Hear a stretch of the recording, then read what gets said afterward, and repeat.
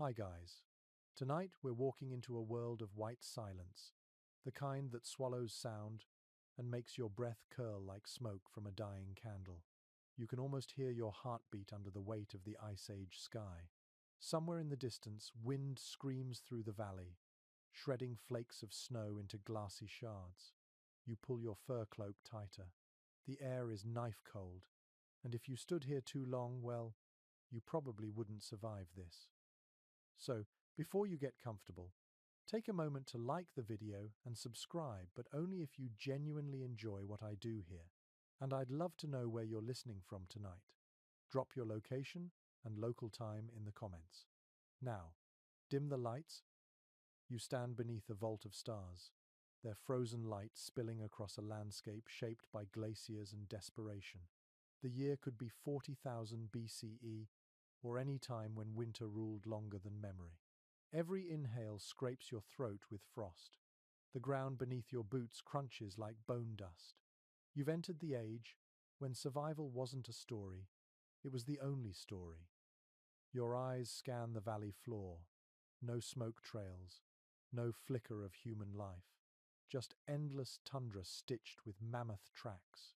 Yet somewhere out there, tucked beneath drifts or wedged into cliffs, people like you are still alive. They've learned to twist nature's cruelty into architecture, to turn blizzards into building material. And you're about to learn their secret. A historian once called these early humans engineers of necessity. It's a neat phrase, but standing here you sense it's far more primal. You feel how shelter isn't comfort, it's heartbeat protection. One mainstream fact: average winter temperatures in parts of Ice Age Europe could plunge below 20 degrees Celsius, and winds reached hurricane force. To stay alive even one night demanded genius, luck, and teamwork. You imagine the smell of wet fur and wood smoke drifting from some hidden camp. You can't see it yet, but your pulse insists it's close. Your footprints vanish behind you as the wind reshapes them instantly, a reminder that history itself can be erased just as easily. That's why archaeologists still argue whether some of the first winter shelters were permanent homes or seasonal sanctuaries carved by nomads chasing reindeer herds. Under your glove, the cold gnaws until you can barely feel your fingers. You picture early hands doing the same, only bare and calloused. Those hands cut into permafrost, stacked stone, lashed bone. They learned that warmth could be trapped like prey if you built walls low and roofs round. In a quirky twist, scientists found traces of powdered red ochre mixed into ancient floor layers, maybe insulation, maybe ritual, maybe just decoration, because even in misery people liked color. Snowflakes sting your eyelashes. You blink and think of how prehistoric eyes adapted. Wider pupils, better low-light vision perhaps, though no one can prove it. You reach the foot of a ridge and see a narrow cleft that breaks the wind. Instinct tells you it's a good place. You crouch, tasting the air for shelter, the way wolves sniff for dens. The rhythm of survival becomes almost musical. Listen for silence. Feel for warmth. Follow your breath. You press your palm to the rock. It's smoother than expected, maybe from countless generations leaning here. You realize this wall has outlasted language. Somewhere behind it, there could be the char of an old hearth, a scatter of flint flakes, the ghost of a sleeping family. The wind moans again, and you almost hear laughter beneath it. It's a strange comfort proof that humanity's oldest song is simply endurance. You crouch lower, tracing frost patterns that look like maps. If you could translate them, they'd tell you where the herds moved, where the rivers froze last, where someone once built a circle of stones to block the wind. Historians still debate whether those early migrations were planned or desperate accidents. Maybe both. Maybe the Ice Age didn't care what motivated you, it just demanded that you adapt or disappear. A scent catches your nose, charcoal and animal fat. You turn toward it, following like a moth to heat. The snow thickens. Each step sinks deeper until your calves burn. When you finally glimpse a faint orange glow flickering between stones, relief washes through you so hard it's almost dizzying. There it is, the heartbeat of your species. Fire inside shelter, civilization's first whisper. Someone beckons you closer, a shape bundled in fur, eyes reflecting flame. You duck beneath a roof of hides stretched over mammoth ribs. The air inside tastes of smoke and breath and melting snow. A low hum of voices, tired but steady. Children curl beside sleeping dogs. Bones creak in the heat. Snow melts from your hair, and the wind outside becomes a distant ghost. You settle beside the hearth. Sparks drift upward, clinging to the roof like stars refusing to die. Around you, life rearranges itself. Tools drying, meat smoking, whispers softening. This tiny pocket of warmth is everything the fragile difference between extinction and mourning. You understand now that building shelter wasn't about dominance over nature. It was an act of partnership, even reverence. The blizzard roars outside, but you're inside history's first architecture of hope. Close your eyes. The fire's rhythm slows your heartbeat until it matches the wind's lull. Somewhere out there, more families are searching for their own hollow, their own miracle of warmth. And you, frozen traveler, accidental time tourist, will walk with them through each step of invention. Tomorrow, you'll leave this shelter to hunt the perfect hollow for yourself. But tonight, you just listen. Outside, snow keeps falling, patient as time itself.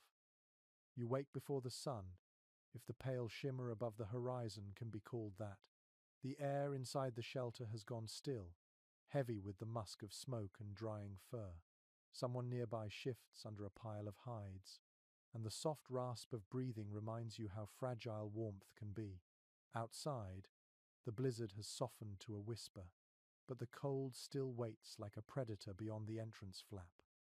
You stretch, feeling stiffness creep from shoulders to knees, and realize it is time to search for a new place to build. Survival means movement. You crawl out into the early light. The snowfield glows faintly blue, every shadow hard-edged, every sound crisp. Your boots sink deep, but each step carries purpose. You scan the horizon, your eyes tracing the rise of ridges, the folds of the land.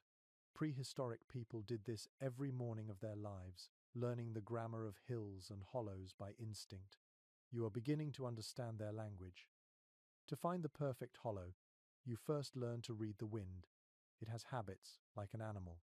It curls through valleys, leaps ridges, then slides down slopes in cold waves.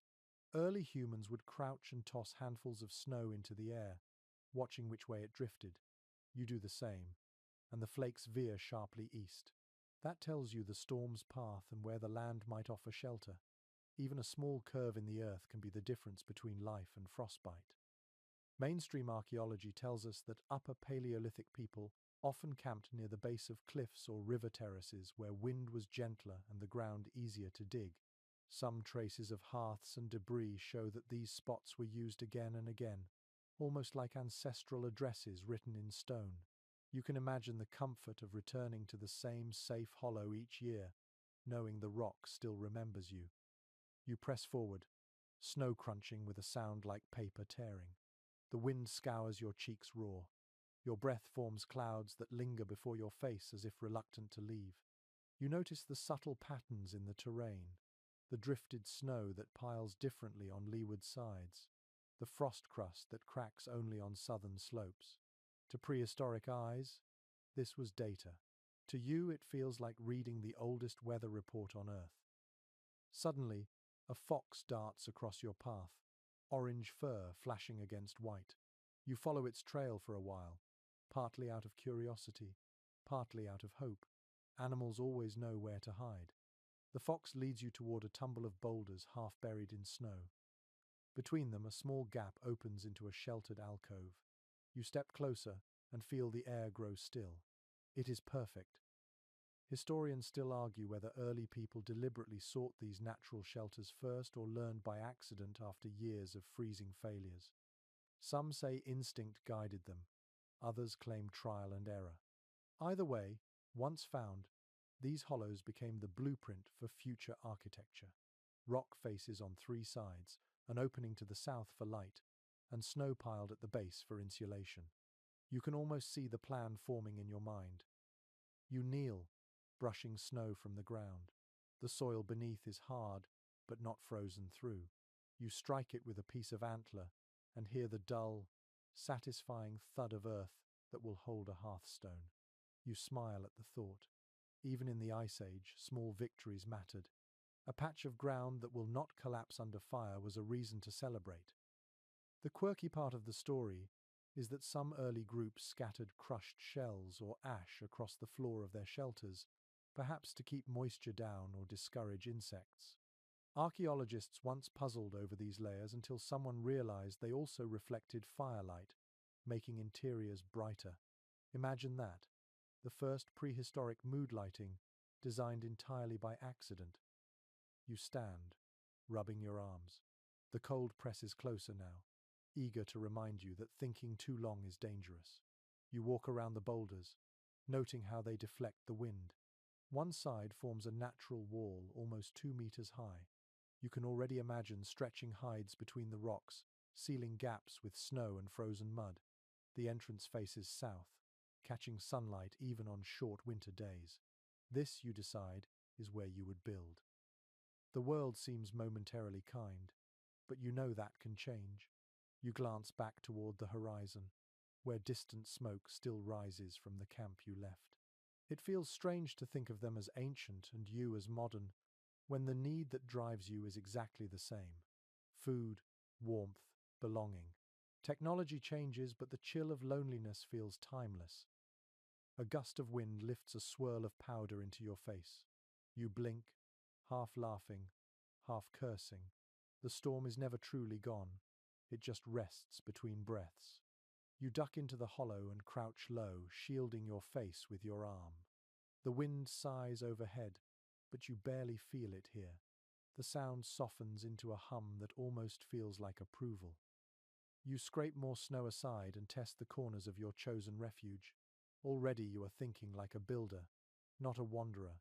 Soon mammoth bones or driftwood will frame your walls, but that is for later. For now, it is enough to understand what the land is teaching. Survival begins with listening. You tilt your head back and watch the clouds crawl across the sky, their undersides tinted pink by the rising Sunday. For a moment, the cold feels less cruel. Somewhere behind those clouds, another group might be doing exactly what you are searching, testing, hoping. The Ice Age was vast, but its people were never truly alone. You take one last look around the hollow, committing every detail to memory. The rock's curve, the snow's thickness, the smell of lichen.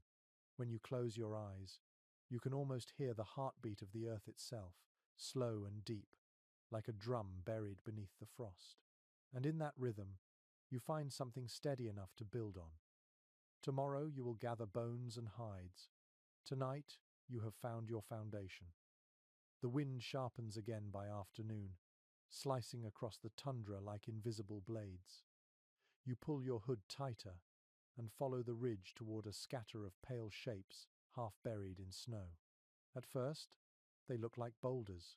Then, as you draw closer, the pattern emerges, curved arcs of ivory, rib bones rising like the ribs of a sleeping giant. This is no accident of nature. This is architecture born of extinction and genius. You stop, awestruck. Someone built this. Long ago, people gathered the remains of mammoths not only for meat or tools, but as raw material for homes. Archaeological evidence suggests that such bone dwellings appeared across parts of Eastern Europe more than 20,000 years ago. Imagine it. Colossal creatures once thundered across this land, and when they fell, their bones became cathedrals of survival. You step closer. Each rib is planted deep into the earth, curving overhead into a dome. Gaps are filled with snow and packed with mud that has frozen into cement. Around the edges, slabs of tusk anchor the structure like pillars. The smell of age lingers even through the frost, a faint sweetness of ivory and ash. When you touch the bone, it's cold but not lifeless. It hums faintly under your fingers, as if remembering the warmth it once carried inside living flesh. Oddly enough, Excavations have revealed small charms made of mammoth ivory buried near these huts. Some scholars think they were lucky tokens placed during construction, maybe to honor the creature whose body gave them shelter. Others believe they were early forms of decoration, proof that even amid freezing nights, beauty still mattered. You can almost picture a woman pressing a carved bead into the wall before the storm returned, whispering gratitude or apology. Inside one of the ancient domes, the air feels surprisingly calm. The circular design traps heat near the center, and the low roof reduces air movement. Experts generally agree that such dwellings could stay 10 to 20 degrees warmer than the outside air, especially when lined with hides.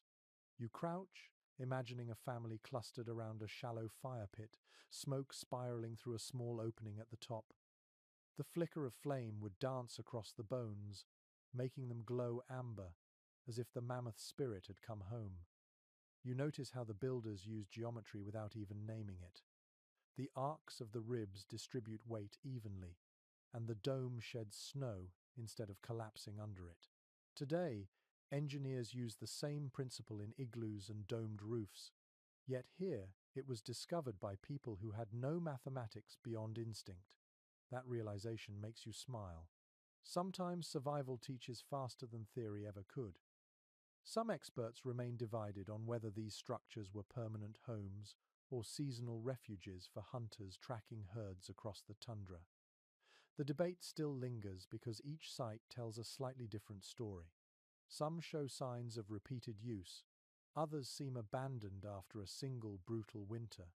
You picture families deciding when to move on, weighing warmth against hunger, comfort against chance. You crawl toward the hearth pit. A faint trace of soot still stains the ground, black powder against pale snow. It's the fingerprint of fire older than civilization. Researchers have confirmed that the people who built these homes understood ventilation well enough to let smoke escape without losing precious heat. A small tunnel carved into the side channels air inward, feeding the flames. You can almost hear the soft crackle of wood, the hiss of melting snow dripping from bone. There is something profoundly human about it, taking the body of a creature that once terrified you and turning it into your guardian. It blurs the line between fear and reverence. In a curious twist, some archaeologists noticed that these bone dwellings were often placed in circular arrangements, suggesting a sense of community planning. Each dome faced inward, toward a shared space where stories, songs, or rituals might have unfolded. The circle of bones became a circle of belonging. You picture the scene at dusk, the low hum of voices, the smell of roasted fat, the glow of embers reflecting on ivory walls. Children tracing fingers along grooves in the bone, learning by touch the architecture of their ancestors. The wind outside would wail, but inside it would be muffled to a soft hum, a lullaby shaped by the mammoth's curve. As you rest there, time folds in on itself. The bones around you are relics, yet they feel alive in their stillness. You realize that every rib is a line in humanity's first blueprint, each tusk an early column in the long story of shelter. The mammoth was gone, but in its death, it gave birth to endurance. You step back outside, blinking into the snow glare. The structure behind you gleams pale gold in the fading Sunday. For a fleeting moment, it looks almost modern, the dome's symmetry perfect against the chaos of nature. You think about how later generations would rediscover the same idea in yurts, igloos, and even modern geodesic domes. History isn't a straight path, it's a spiral that circles back to wisdom already known. As twilight deepens, you walk away, leaving the bone dome standing silent against the tundra. The wind picks up again, tracing music through the hollow tusks. It sounds almost like breath, and perhaps in some way it is, the breath of survival that still echoes across millennia, whispering that even in the most brutal cold, humans could make beauty from death. Night falls early on the tundra. The sky dims to a bruised blue, then to black velvet scattered with shards of starlight. The temperature plummets so fast you can almost hear the air tighten. You return to the shelter you scouted earlier, carrying a few charred branches rescued from an abandoned fire pit. Fire will mean survival tonight, but it is not as simple as striking sparks. Inside a bone or snow hut, flame can be both friend and traitor. You crouch near the center of the dome and clear a shallow pit. Frost bites at your knuckles as you arrange stones in a tight ring. Sparks jump when you strike flint against iron pyrite. The smell of sulfur fills your nose, sharp and familiar. A thread of smoke curls upward, thin and tentative, then thickens as the tinder catches. You lean close and whisper to it, as if coaxing a shy animal. Within moments, a fragile flame licks the air. What we know for certain is that prehistoric people mastered the balance of heat and air far earlier than once assumed. Charred layers found in ancient huts show deliberate ventilation patterns, proving they understood airflow. Some groups dug small trenches to draw in fresh air from below, creating a draft that pulled smoke upward through a narrow vent at the top. You watch your own fire breathe, a living creature inside a cave of bone. Intriguingly, traces of resin and animal fat have been found on the inner walls of some dwellings, suggesting people used them as sealants to prevent drafts. That same coating may have also reduced fire risk by making surfaces less porous. Imagine smearing melted marrow and sap across the structure, a grim but clever form of insulation. Even necessity could have an odd sort of artistry. A few researchers remain divided about how fires were managed overnight. Some think families let embers smolder gently to avoid suffocation. Others argue they kept a small hole open, trusting the wind to pull the smoke away. The truth might lie somewhere in between, shifting with the mood of the storm. You test your vent hole now by poking a bone tool upward. A wisp of smoke slides through. The air clears. It works. You sit back, rubbing your hands over the glow. The warmth seeps through your skin like honey. The orange light paints the bones above you in soft gold, turning the whole hut into a lantern. For the first time tonight, the cold feels manageable. You think of families centuries ago doing exactly this. Faces lit by fire, shadows swaying behind them like gentle ghosts. Archaeological findings suggest that control of indoor fire transformed human sleep. Instead of curling up for only a few hours before dawn, people could now rest longer, taking turns to watch the flame. That changed not just their comfort, but their brains. Deeper sleep strengthened memory and imagination. You can almost feel that ancient luxury creeping in, the simple miracle of resting through the night without freezing solid. A curious piece of evidence hints that people burned certain herbs or moss along with wood. Perhaps it masked the smell of meat, or maybe it simply made the air more pleasant. You inhale and imagine the faint sweetness of sage-like smoke filling the air, mingling with the scent of drying hides. Even now, a trace of that mixture lingers in ancient hearth sites. Scientists have analyzed it in microscopic ash layers, finding pollen trapped there for tens of millennia. You stretch your legs toward the fire. The flames cast rhythmic flickers on the dome, almost hypnotic. Each flicker is a heartbeat of time, each crackle a word from the past. You realize that warmth was never just about temperature. It was about connection, the shared glow that kept people close enough to trust. Fire was the first social circle, its light erasing the distance between strangers. Many theories compete to explain how our ancestors learned to keep smoke from choking them. Some say instinct taught them. Others argue that countless mistakes burned the lesson into memory.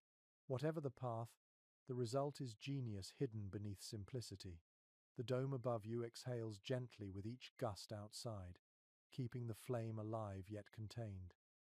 You reach for a strip of dried meat from your pouch, chewing slowly while staring at the embers.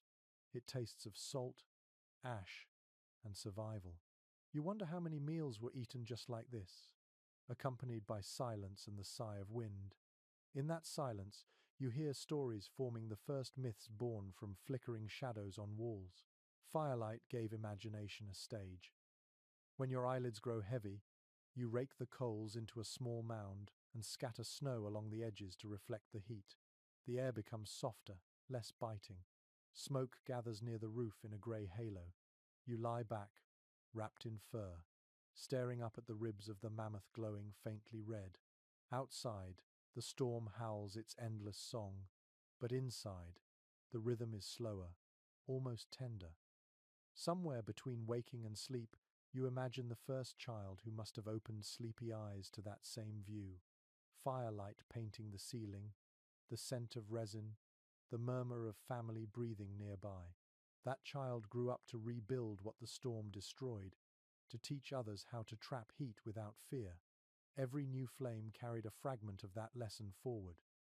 You drift closer to sleep, one hand resting near the embers. The fire sighs, and a single spark lifts through the vent hole like a shooting star. Outside, the snow swallows it whole. Inside, warmth lingers, stubborn and human. Morning arrives reluctantly, hidden behind a thick veil of snow clouds. The world outside is blindingly white, but inside your shelter, the light filters through in gentle ripples. You stretch, feeling the soft weight of furs over your shoulders, and catch the faint scent of smoke from last night's fire. The air is dry and faintly oily, as if the walls themselves are exhaling warmth. Today, you will rebuild the outer layer of your home. The bones give it shape, but hides are what make it breathe. Every sound outside is muffled by snowfall, giving the morning a strange quietness, the kind that makes your heartbeat sound too loud. You tie your cloak tighter and crawl out into the cold. Across the snowfield, you see hides laid out to stiffen in the frost. Thick pelts of reindeer, musk ox, and mammoth calf shimmer like silver velvet. Each one tells a story of the hunt and of gratitude. Early people treated hides as both material and memory. It is widely accepted among researchers that the process of preparing them was one of the most skilled crafts of the Paleolithic age. Hides meant warmth, shelter, clothing, trade, even status. You pick up a strip of reindeer hide. The fur is dense, soft as moss, yet the skin underneath is tough enough to stop wind. You remember watching others scrape and smoke them to make them pliable. Smoke curing leaves a faint smell that clings forever, something between sweetness and ash. It was both preservation and perfume. In a curious twist, traces of animal fat have been found mixed with soot and pigment on the inner sides of hides used for shelter walls. Some archaeologists believe people rubbed the mixture across the seams to waterproof them. Others suggest it had spiritual meaning, a kind of blessing made from the life of the creature itself. You test the idea now, rubbing a bit of tallow between your fingers, feeling it melt against your skin. The warmth spreads instantly. You begin to fasten the hides around the bone frame. The work is rhythmic: pull, tie, stretch, smooth. Each movement has a sound of its own: the squeak of rawhide cords, the crunch of snow under your knees, the deep sigh of wind outside. Your breath rises in thin plumes. The shelter grows smaller, darker, safer. When the last panel is tied down, you step back and admire the curve of it, soft and low like a sleeping animal. Excavations have shown that some groups decorated their hide walls with dots of red ochre or handprints made from ash. The reason remains uncertain, but the effect would have been mesmerizing when lit by firelight. You imagine sitting inside while snowstorms raged, watching ghostly handprints shimmer across the walls, reminders that others had survived before you. Some experts remain divided about how insulation was handled at ground level.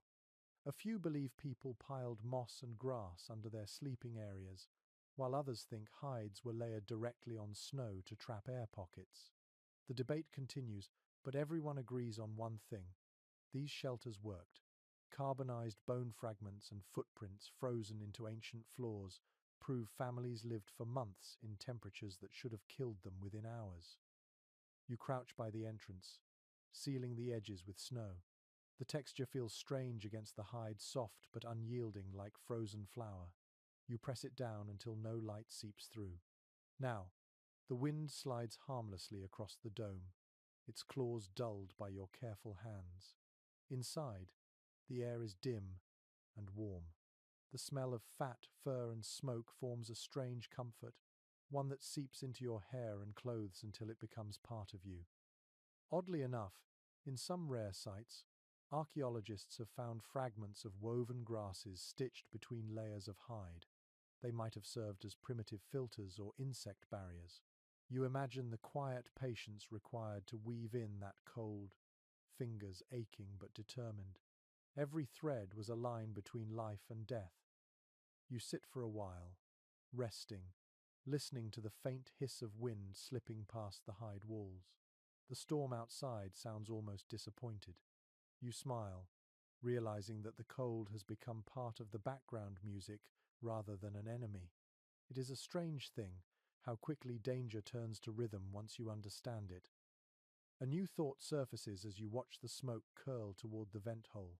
These hides once moved, breathed, felt fear. Now they protect you. It is not conquest, but communion. The same relationship continues today, in quieter ways: down-filled jackets, leather boots, wool blankets. Each invention echoes this ancient pact between life and warmth. No one fully agrees on whether these shelters were rebuilt every season or maintained for years. Some were clearly temporary, others seem almost permanent. You imagine returning to the same hollow after a long migration, finding your old hide covering still intact beneath layers of snow, waiting to be revived. The cycle of leaving and returning must have felt as natural as breathing. You crawl outside once more and stand in the stillness. The landscape stretches unbroken, pale as bone. Behind you, the shelter glows faintly amber from the fire within. From a distance, it looks alive, a gentle beast huddled against the cold. You reach out and rest your hand on its side. The hide is warm beneath your palm. For the first time since the storm began, you feel safe enough to laugh quietly into the wind. The air bites at your cheeks, but inside your chest, warmth lingers. The shelter holds, the fire hums, and life for now has triumphed over winter. By the next evening, the storm has shifted from fury to quiet snowfall. You step outside into air so still that each flake seems suspended, shimmering in the pale glow of twilight. The world has turned to silence, a soft, white dream. Every step you take sinks deep, yet the snow does not feel cruel tonight. It feels like possibility.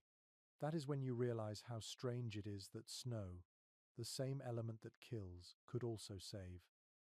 As you walk, your boots creak against the surface crust. The wind has calmed enough to let you think clearly.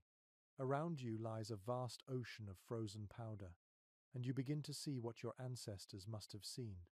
Not an obstacle, but a building material.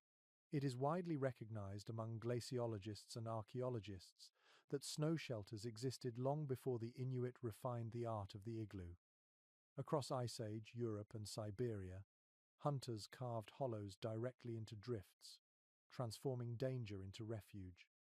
You pause beside a ridge where snow has piled high. The layers are dense, pressed by wind and time. You scrape with a flat bone, testing its firmness. The sound is crisp, like cutting chalk. You carve deeper, shaping a small entrance that slopes downward.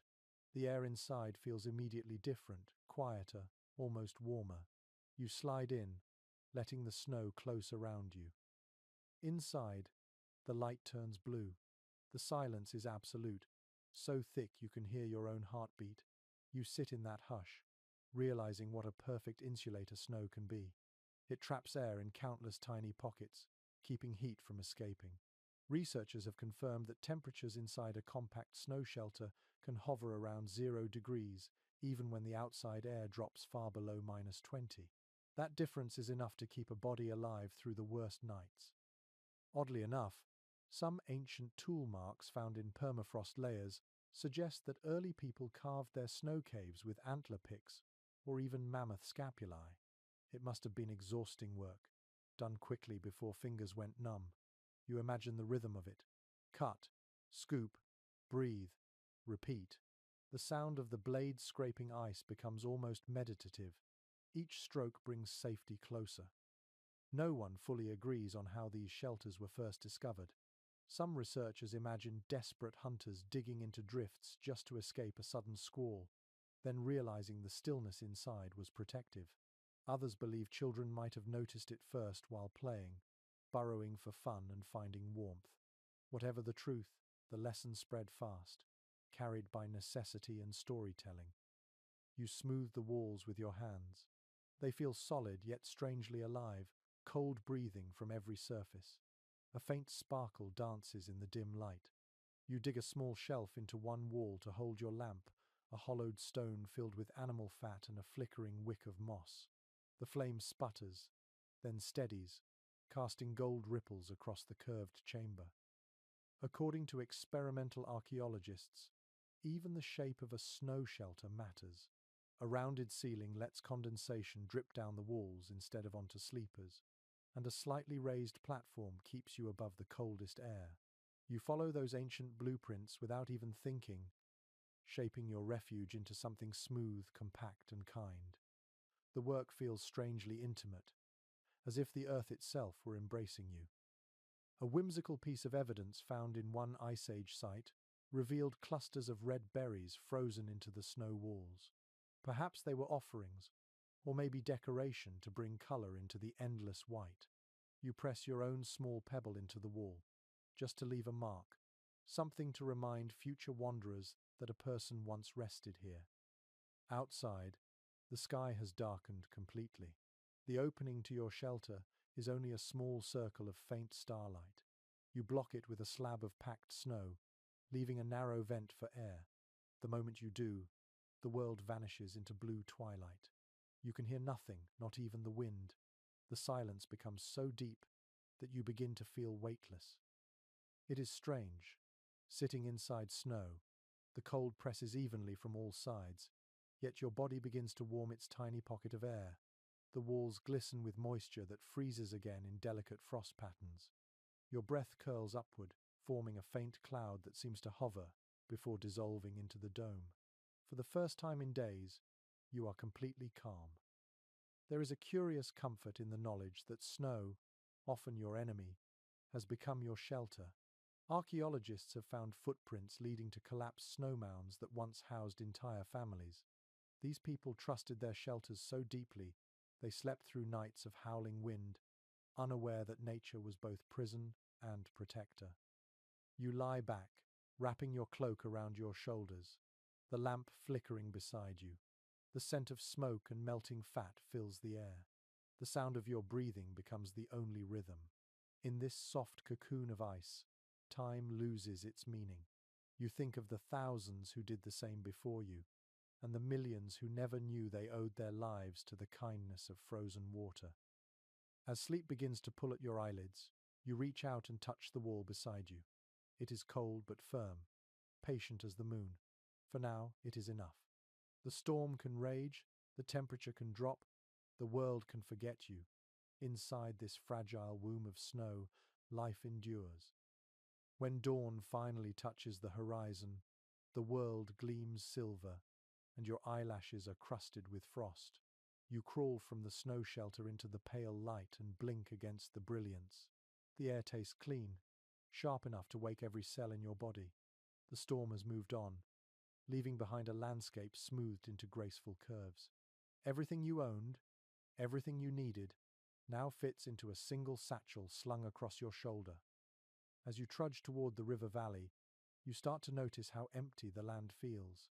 There are no trees except for the occasional tangle of willow branches twisted low against the ground. Wood is precious here.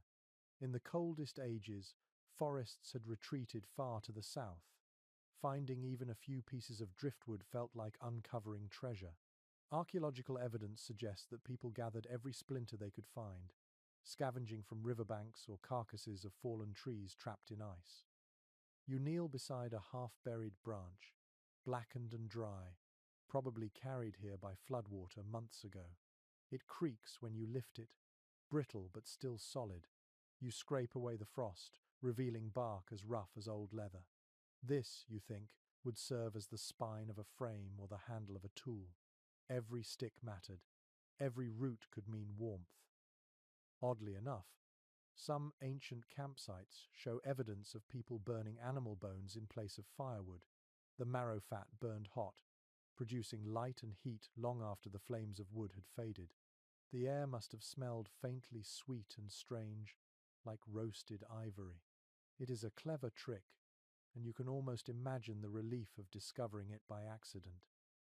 You make your way toward a frozen river, where pieces of driftwood often collect. The ice gleams like glass, trapping bubbles of ancient air beneath the surface. You crouch and listen. The river groans, deep and alive beneath its frozen skin. Across the surface, you spot a scattering of branches, some twisted, some straight. You begin collecting them, arranging them by length in the snow. The repetition feels soothing, a slow meditation against the cold. Researchers have confirmed that early builders used such scavenged wood to reinforce shelters made primarily of bone or hide. Sometimes it served as ridge poles for entryways or as simple drying racks for food and clothing. To preserve it, people rubbed branches with animal fat to prevent splitting in the frost. You test that idea now, rubbing your thumb across the grain of the wood until it gleams faintly. No one fully agrees on how people transported enough timber for large structures when forests were scarce. Some believe they carried poles during migrations, treating them like heirlooms passed between generations. Others suggest they returned to the same sites each year, reusing existing frames. The truth is probably both. When you live inside a frozen world, recycling becomes a sacred act. You pause to rest. Sitting on a rock warmed slightly by the morning sunday, the light glances off the snow, dazzling and harsh. Your breath hangs in front of you like smoke. You wonder how many lives were shaped by the scarcity of wood, how that lack pushed people to invent shelters from whatever materials the earth offered. Necessity is a quiet teacher, but its lessons endure. A lesser-known discovery from a site in modern Ukraine revealed that people sometimes buried their precious wooden poles in pits when they moved on, returning years later to reuse them. The wood survived because the ground stayed frozen.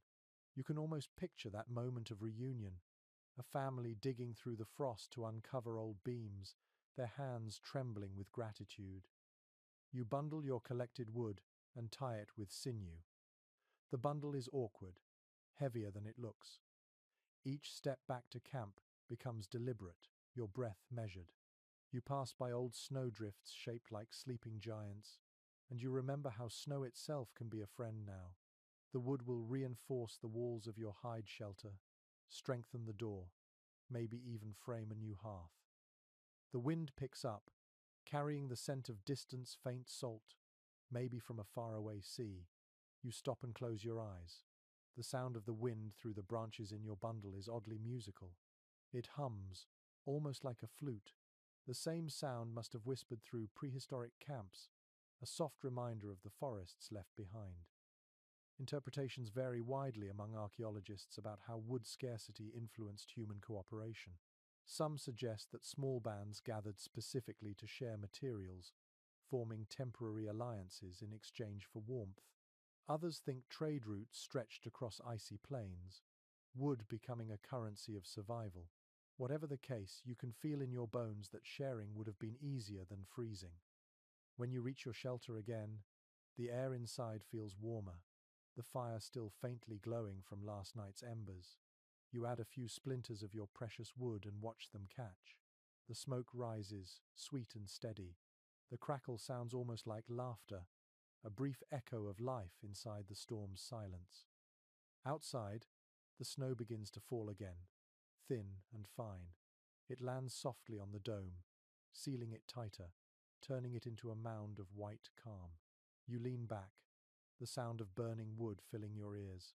For a moment, the cold feels far away, and you realize how deeply the human heart depends on small things.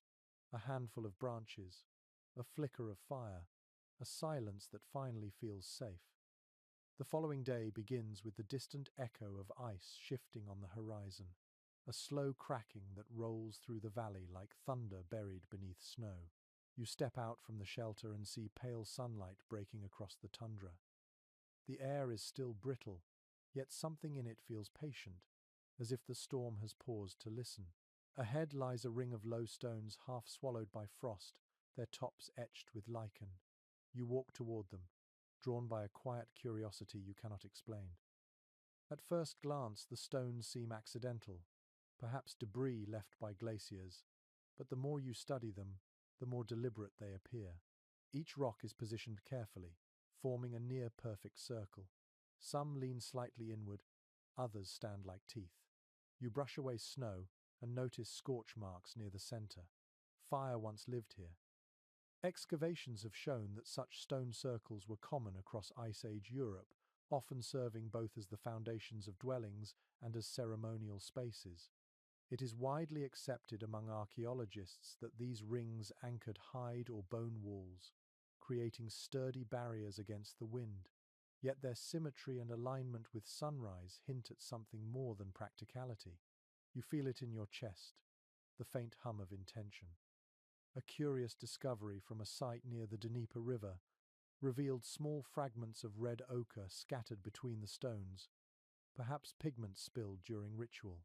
Some researchers believe these spots marked sacred spaces, where builders thanked the land before sealing their homes. Others think the color simply prevented slipping when the stones iced over. It is hard to tell which explanation feels more human. You kneel beside one of the stones, running your glove along its surface. It is smooth on one side, rough on the other, as though shaped by many hands. The warmth of the sun gives it a faint chill that seeps into your palm. You imagine people arranging these stones while snow drifted around their feet, laughing softly, calling to each other over the wind. There is ongoing debate about whether such circles represented community boundaries or temporary winter dwellings. Some evidence points to repeated rebuilding, the stones reused over generations like family heirlooms. Others argue that they were ritual grounds first, homes second, a place where the line between shelter and spirit blurred. You can almost hear the murmur of voices from long ago, low and rhythmic, mixing with the crackle of fire. You stand and walk slowly around the circle. The ground inside is slightly higher, packed from centuries of footsteps. The space feels intimate despite the emptiness. You close your eyes and picture a dome of hides rising above you, supported by bones and driftwood. The air would have been thick with smoke, the scent of tallow lamps and drying meat. Children would have played near the fire while elders traced lines in the dirt, explaining the turning of the seasons. Oddly enough, several of these stone circles were found close to burial sites. Archaeologists speculate that families may have built their winter shelters near the graves of ancestors, believing protection lingered in the frozen soil. You look again at the stones and feel their gravity, the way they seem to hold memory. Even silence here feels inhabited. According to modern studies of heat retention, low stone walls would have been ideal for stabilizing interior temperatures. They absorbed warmth from fire during the day and released it slowly through the night, a prehistoric form of thermal storage. You smile at the thought of people discovering such comfort without knowing the word for physics. Knowledge often grows from instinct, long before theory gives it names. A lesser-known find from another Ice Age site showed small holes drilled into some of the stones, as if for tying ropes or cords. Perhaps the hides were secured there, or perhaps something decorative hung in the doorway. A few researchers suggest the holes might have held carved wooden pegs shaped like animals, charms to guard against the cold. You imagine them swaying in the wind, faint silhouettes dancing at dusk. You take a step back and notice how the ring catches light differently on each side. The eastern stones glow gold while those to the west stay in shadow. That could not have been coincidence. Perhaps the builders wanted to mark sunrise during the shortest days, a fragile promise that warmth would return. Even now, the idea feels comforting. You sit on one of the larger rocks, your breath curling upward like incense. The wind carries the faint scent of pine from far away, a reminder that forests still exist somewhere beyond this white desert. You rest your hand on the stone again, feeling its steadiness. In this frozen world, permanence is a rare gift. Experts generally agree that such places blur the distinction between architecture and faith. To build was to pray. Each wall, each stone, each hearth was both protection and offering. You can sense it here, that unspoken gratitude between people and earth.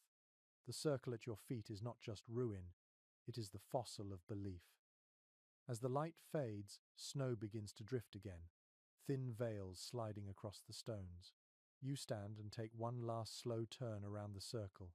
It feels wrong to leave, but the cold insists. Before you go, you scoop a handful of snow and press it gently against one of the rocks. A simple farewell, in the only language the Ice Age still remembers. You walk back toward your shelter. Behind you, the circle vanishes under a veil of falling snow, but its presence lingers. Even now, you can feel the faint warmth it once held, a reminder that long before temples or cathedrals, people worshipped by building walls strong enough to keep the wind at bay. By the time you reach the foothills, the wind has softened into a steady whisper. The landscape changes here, the open plains giving way to ridges of limestone rising from the snow like the spines of some ancient beast. Shadows fill the crevices, and the air feels different, thicker, touched by the scent of stone. You know what this means. Somewhere ahead lies the kind of shelter that required no building at all, only courage to enter. You follow a narrow track where snow has drifted shallow. Soon you find a dark gap at the base of a cliff, half hidden behind a curtain of ice. It exhales cold air, yet the sound that emerges is not entirely lifeless. The faint drip of water echoes from within. You kneel, touch the edge of the entrance, and feel a vibration like the heartbeat of the mountain. This is a cave, and for thousands of winters, caves like this were home. Archaeological evidence shows that some of the earliest modern humans in Europe took refuge in limestone caves during the coldest glacial periods. The natural insulation kept temperatures above freezing, and the overhangs shielded families from blizzards that would have erased surface dwellings. You imagine the relief of finding such a place after weeks of wandering the tundra, the feeling of stepping from chaos into stillness. You light a small torch and step inside. The flame flutters, throwing rings of gold against the damp walls. The ceiling arches low at first, then rises into a wide chamber. The floor is covered in old layers of ash and bone dust. You kneel and run your fingers through the powder, finding fragments of charcoal and tiny flecks of ochre. It feels like touching memory itself. Oddly enough, microscopic analysis of cave deposits has revealed that people sometimes scattered crushed shells or powdered minerals across the floor. Perhaps they did it to keep the surface dry, or maybe they simply liked the glittering reflection of firelight. You hold your torch closer and see how the walls shimmer with quartz. The light dances like water, and for a moment you forget the cold entirely. A few scholars remain uncertain whether caves were long-term dwellings or seasonal sanctuaries used only during harsh winters. Some sites show deep hearths and sleeping platforms carved into the rock, while others contain only temporary debris from brief stays. The truth may vary from one valley to another. You picture entire families sleeping close together beneath the same rocky arch that still shelters you now, their breath turning the darkness to mist. You move deeper, tracing the faint outline of handprints on the wall. The red pigment still clings after tens of thousands of years. The prints are small, delicate, layered atop one another as if each generation left its mark before moving on. It is widely accepted that such hand stencils served many purposes: identity, ritual, communication. To you, they look like quiet signatures of survival. A strange but charming discovery from one French cave showed that people used bundles of moss as early lamps, lighting them with fat from reindeer or horses. The soot patterns still cling to the ceiling, forming black halos where the flames once burned. You hold up your own torch and notice similar marks here, looping in graceful arcs like smoke frozen in time. You sit beside an ancient hearth, still visible as a ring of stones fused by heat. The smell of damp ash rises faintly. Researchers have confirmed that cave hearths were often maintained for years, their centers relit again and again until the ground turned glossy from repeated burning. Fire in these places was more than warmth. It was a symbol of continuity. Even after one family left, the next could rekindle the same flame and feel connected to those who came before. You close your eyes and imagine the sounds that once filled this space. Quiet murmurs, the the crack of fat on fire, the soft breathing of dogs curled near their owners. The acoustics of caves amplify even the smallest noises. Perhaps that is why so many early rituals took place here. A whisper can sound like a chant, a footstep like thunder. The darkness invites reverence. There is ongoing discussion among archaeologists about how people balanced comfort and danger in such shelters. Caves offered protection, but also the risk of flooding, predators, and smoke buildup. Yet they kept returning. Something about the Earth's heartbeat must have felt reassuring. Maybe it was not just safety they sought, but belonging. A lesser-known fact about some Ice Age caves is that families decorated them even when they were used only for brief stays. Carvings of animals, dots and lines appear near hearths, not in deep chambers. It suggests that art was part of daily life, not a distant ceremony. You imagine carving the outline of a horse into the wall while the fire crackles nearby, your child watching in fascination. The urge to create beauty within danger is one of humanity's oldest instincts. You set down your torch and sit quietly. The air is heavy, the silence immense. Somewhere deep inside the mountain, water drips rhythmically. Each drop sounds like a clock tick from a world that no longer exists. You breathe in, tasting stone and ash. For the first time, you understand why people called caves the Earth's womb. They gave birth to safety, to art, to memory. When you finally step back into daylight, snow has begun to fall again. The entrance glows faintly behind you, a golden mouth closing on its own breath.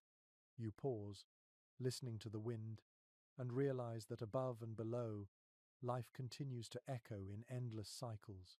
You pull your cloak tighter, leaving footprints that will vanish before nightfall.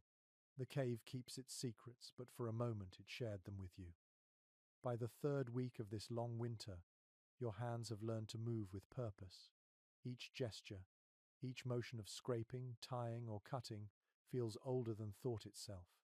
You sit outside your shelter one morning, the pale sun stretching across the snow, and spread your few precious tools in front of you. Flint, bone, sinew, wood, simple materials, but each one carries the weight of 100 generations. Archaeological records show that these early people turned necessity into art. Every tool was shaped by memory and muscle, passed from one hand to another like a quiet inheritance. Some of the earliest awls and scrapers found in frozen soil still hold traces of human fingerprints pressed into their handles. You imagine those hands guiding yours now, teaching you how to carve a living from the cold. You lift a shard of flint and turn it in the light. Its edges catch the sun like a blade of glass. With one quick tap of another stone, a flake leaps away, sharp as ice. You grin despite the sting in your fingers. The sound of napping echoes softly, rhythmic and hypnotic. That crisp click might be the oldest music of humankind. Oddly enough, some prehistoric scrapers were made from reused spearheads. When a weapon broke, its sharpness was reborn in a new form. The lesson feels clear enough even across millennia. Nothing is wasted when survival is the goal. You run your thumb along the flint's edge and feel its bite, perfect for slicing hides or shaving bones smooth. It is widely acknowledged by researchers that the toolkit of Ice Age builders was astonishingly diverse for its time. There were antler chisels for shaping ribs, bone needles for stitching hides, and hammerstones for breaking apart frozen soil. Each tool had a rhythm of use, a choreography that made the work almost graceful. You can feel it now, as you pierce a strip of leather, the motion steady, your breath matching the pattern. Some archaeologists still puzzle over the polished surfaces of certain tools. Were they shaped simply by wear, or deliberately smoothed for comfort? The question lingers like breath in cold air. You hold a bone handle and notice how perfectly it fits your palm, as though its maker thought about the pleasure of holding it as much as its purpose. Even amid survival, comfort had meaning. A curious discovery from a site in the Czech Republic revealed tiny carvings etched onto tool handles, spirals, dots, even small animal figures. No one knows if they were marks of ownership, prayers for safety, or moments of idle beauty. You imagine a builder pausing during a snowstorm, carving a pattern just to remember that beauty exists. You work until your fingers ache. The flint dust clings to your gloves, leaving faint grey stains. Around you, the snow reflects sunlight so bright it makes your eyes water. Still, you keep shaping, scraping, tying. Each completed tool feels like a promise to the future, a declaration that the world has not beaten you yet. Modern experimental archaeologists have tried recreating these instruments, and their results confirm what instinct already tells you. Efficiency was born from simplicity. A single well-made scraper can prepare dozens of hides before dulling.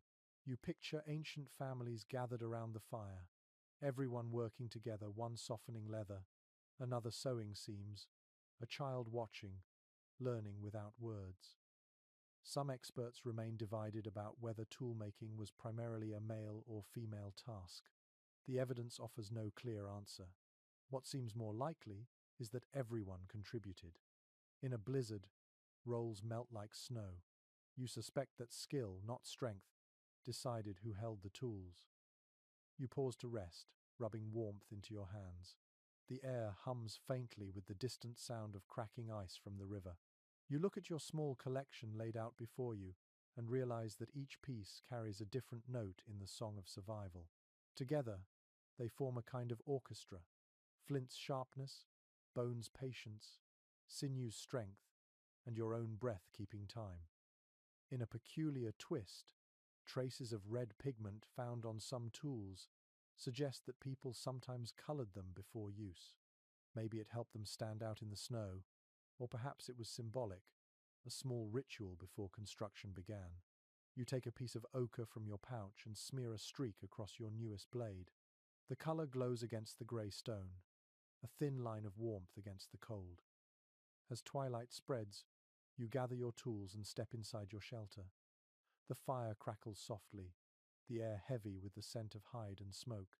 You lay the tools near the wall, close enough to feel the heat but not too near to warp. Their shadows dance on the dome, twisting like ghosts of mammoths across the surface.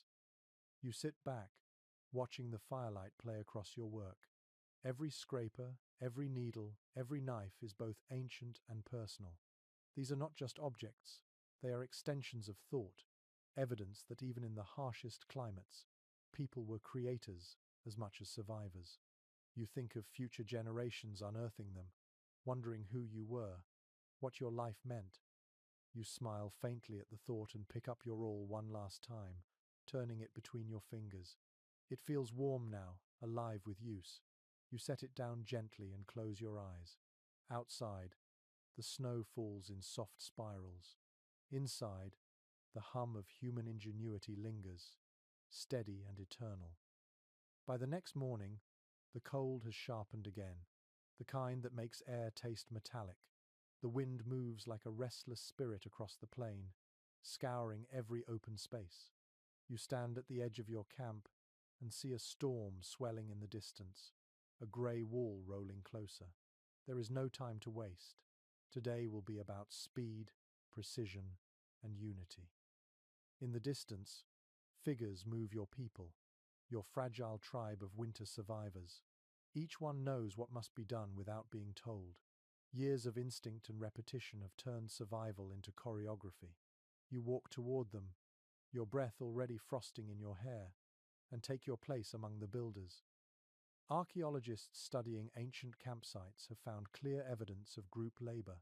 Large dwellings left behind tool clusters from several individuals, suggesting communal effort. The building of a shelter was never a solitary act. It was a test of rhythm, cooperation, and trust. You sense it now as others join you, their movements aligning with yours like verses in a song. One person drags branches, another carries hides, and another tends to the fire pit so that warmth will be ready when the structure closes. Children help too, gathering snow in baskets made of bark. There is no shouting, only quiet coordination, like a ritual that needs no words.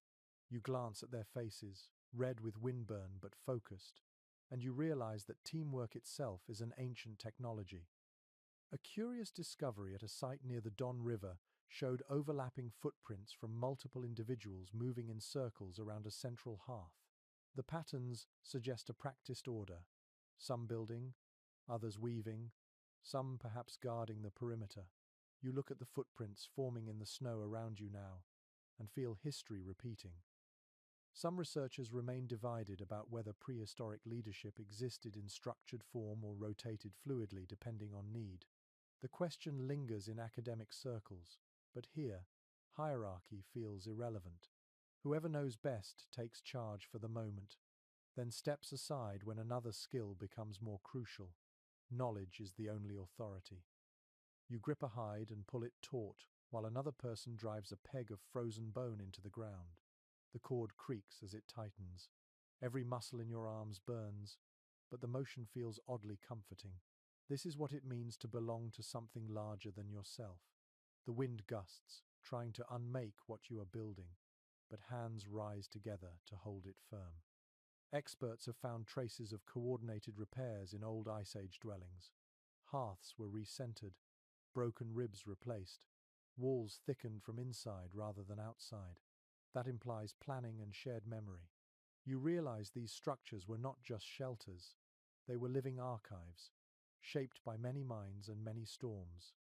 Oddly enough, some researchers have identified evidence of communal singing during construction. Small bone flutes and rhythm stones found near work areas suggest that music accompanied labor. You can imagine it now, a low hum rising above the wind, simple melodies to steady breath and keep timing. You find yourself humming without thinking, and others join in. The rhythm makes the work lighter. No one fully agrees on what role gender or age played in these tasks, but traces of children's footprints near building sites hint that everyone contributed.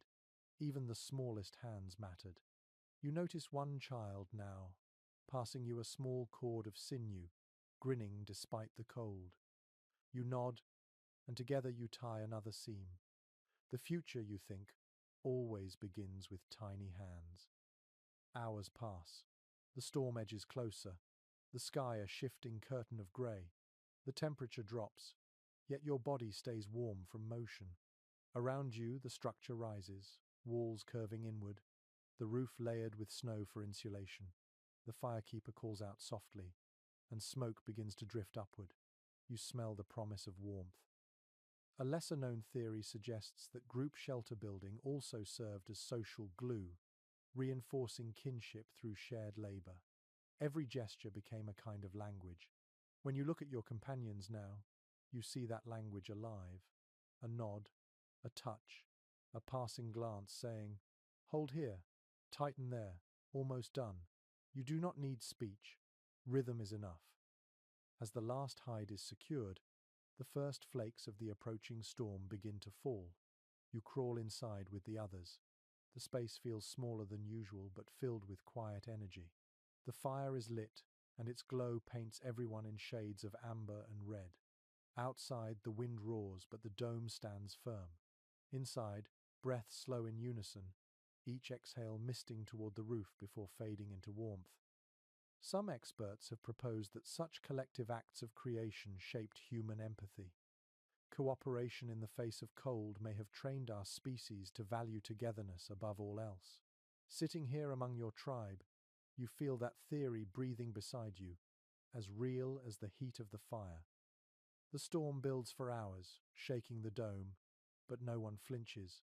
People murmur softly, sharing dried meat, mending cords, feeding the fire. The sound of the wind outside becomes almost musical, a drumbeat reminding you that the world is still vast and dangerous, yet somehow you are winning. When sleep comes, it arrives quietly, layered over exhaustion and satisfaction. You look around one last time before closing your eyes. Faces softened by firelight, hands resting, the steady rise and fall of breath. Humanity, small and fragile, but infinite in its ability to work as one. The storm finally dies with the dawn, leaving a stillness so complete that it hums in your ears.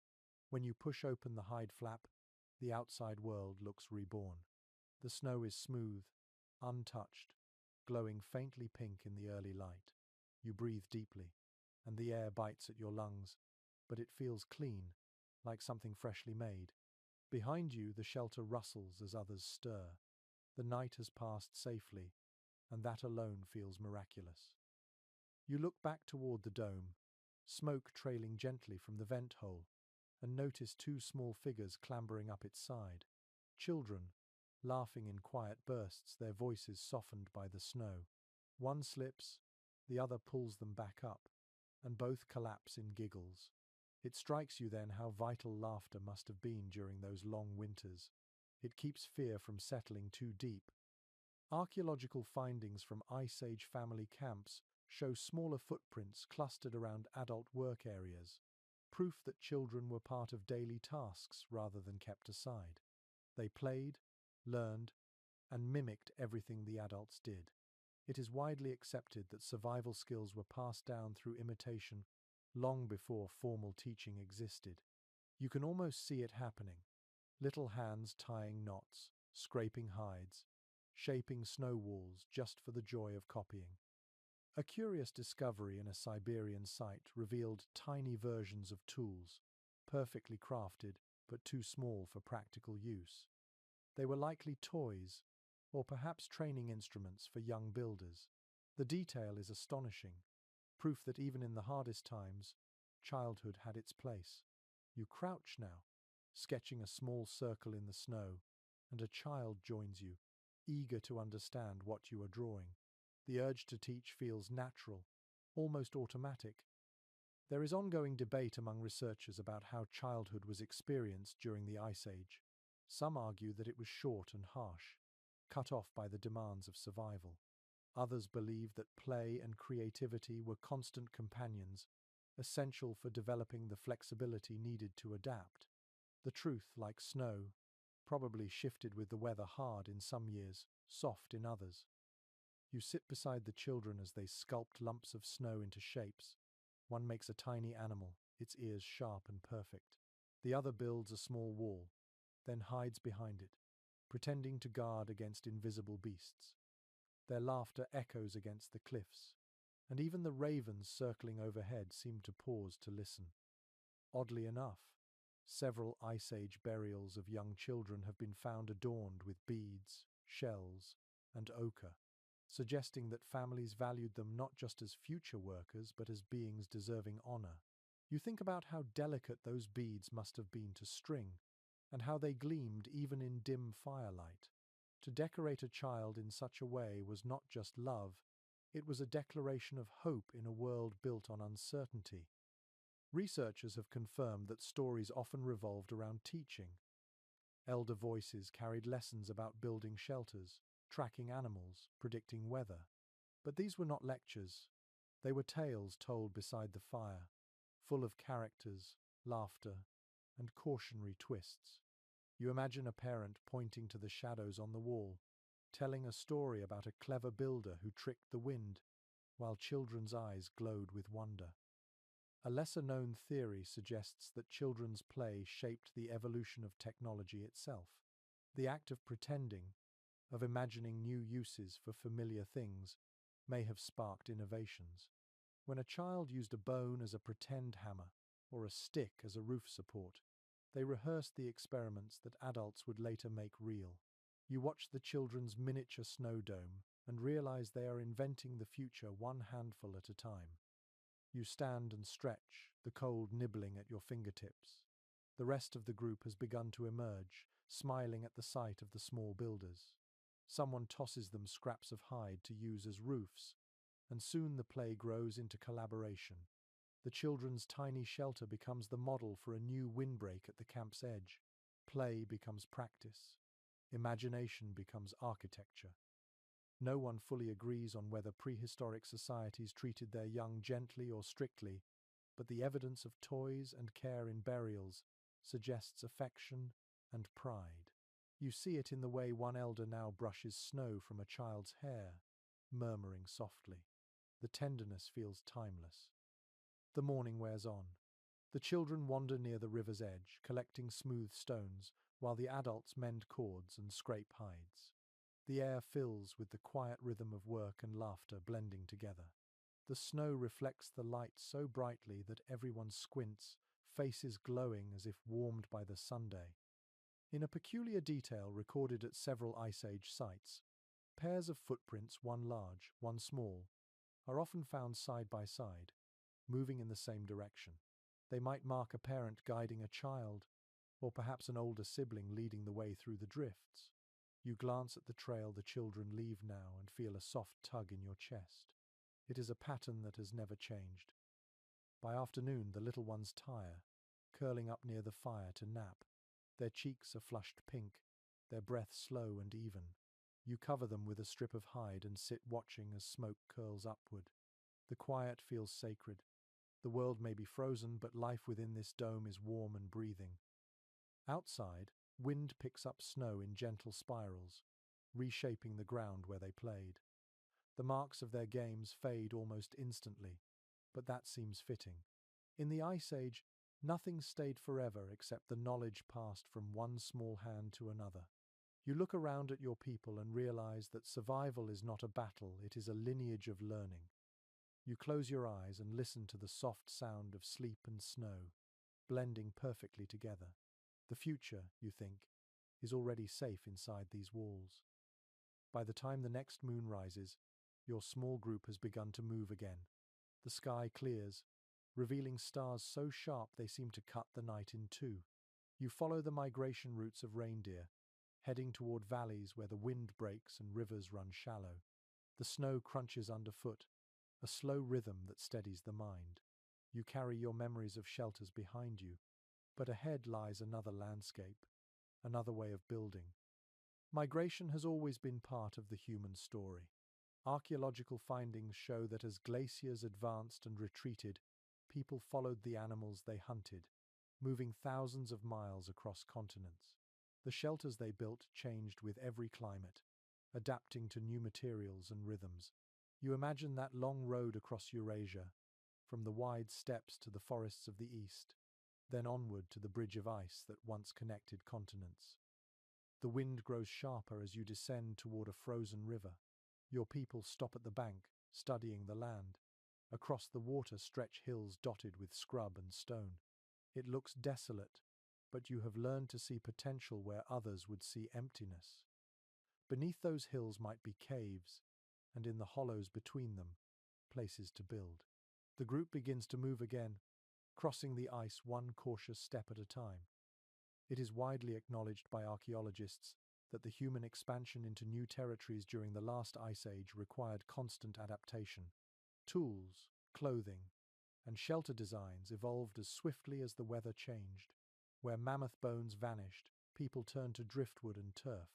Where snow thinned, they built with stone.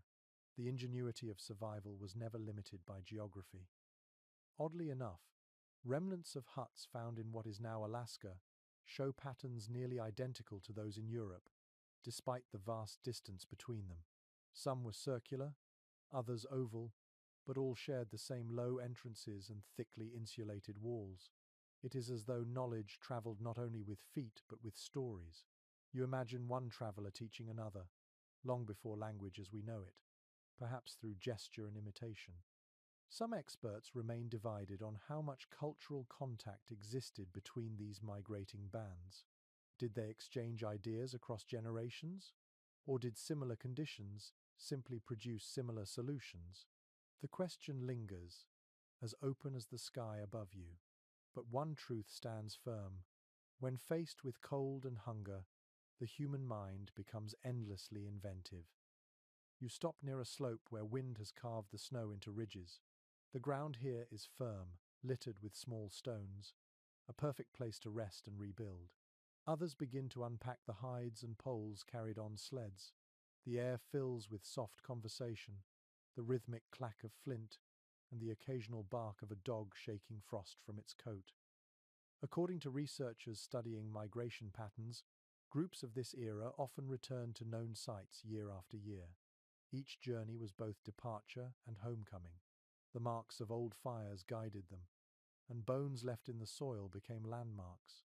You look around and wonder if this is one of those sacred returnings, if the ash beneath the snow remembers other winters, other footsteps. A peculiar detail uncovered in one ancient camp revealed the remains of a shelter built over a buried hearth, its center still warm when the next group arrived. They had built directly atop it, perhaps believing the lingering heat carried luck.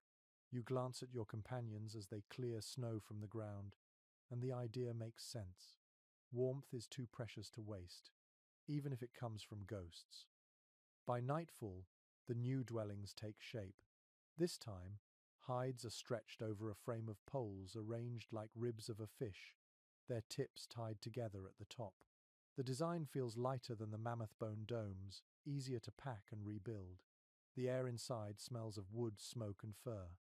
Outside, the snow falls softly, muffling every sound. A few archaeologists have proposed that such mobile shelters influenced later nomadic structures like yurts and tipis. The logic is simple. Portability means survival when food moves faster than you can chase it. You picture entire families folding their homes like enormous breathing tents, carrying them across frozen rivers and plains. It is not just endurance, it is elegance.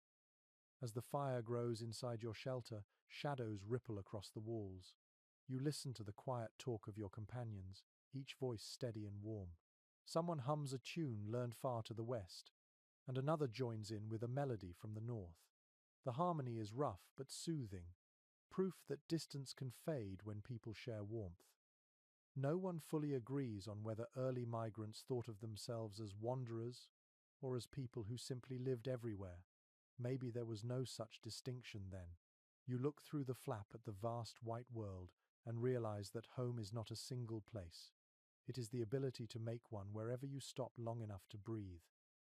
You lie back, your head against a rolled hide. The walls creak gently in the wind, the fire sighs, and your people settle around you. Somewhere beyond this valley, other groups are doing the same thing at this very moment. Across continents of ice, fires glow inside domes of hide and bone, each one a small sun defying the endless night. You close your eyes, feeling your body sink into the warmth. The migration will continue tomorrow, and the next day, and the next. Yet for now, you are still, wrapped in fur and belonging. The snow outside whispers its soft song of continuity, and you sleep knowing that humanity is on the move, carrying its fragile light across the frozen earth. The morning begins with a thin mist rising from the valley floor, turning the world into a ghostly sea of light. The cold presses gently against your cheeks as you wake, but your breath feels steady now. You step outside your shelter and watch the mist drift, swirling between low mounds of snow. For a moment, everything is silent except the slow crunch of your boots.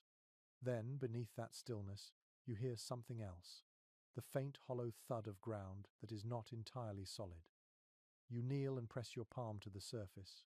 It gives slightly, a pocket of earth insulated by layers of frozen turf. The realization strikes you like a whisper from the past. Beneath the snow, there may be room to dig, a way to hide not just from wind but from the very cold itself. You call to the others, and soon they gather, eyes bright with curiosity. Archaeological evidence suggests that in the harshest parts of the Ice Age, some groups dug semi-subterranean shelters, sinking their homes partway into the earth. These dwellings, discovered from Siberia to northern Canada, offered protection from the brutal surface winds. The soil acted as insulation, keeping temperatures stable even when blizzards raged above. You imagine the relief of descending into that quiet darkness, the earth holding you like a patient guardian.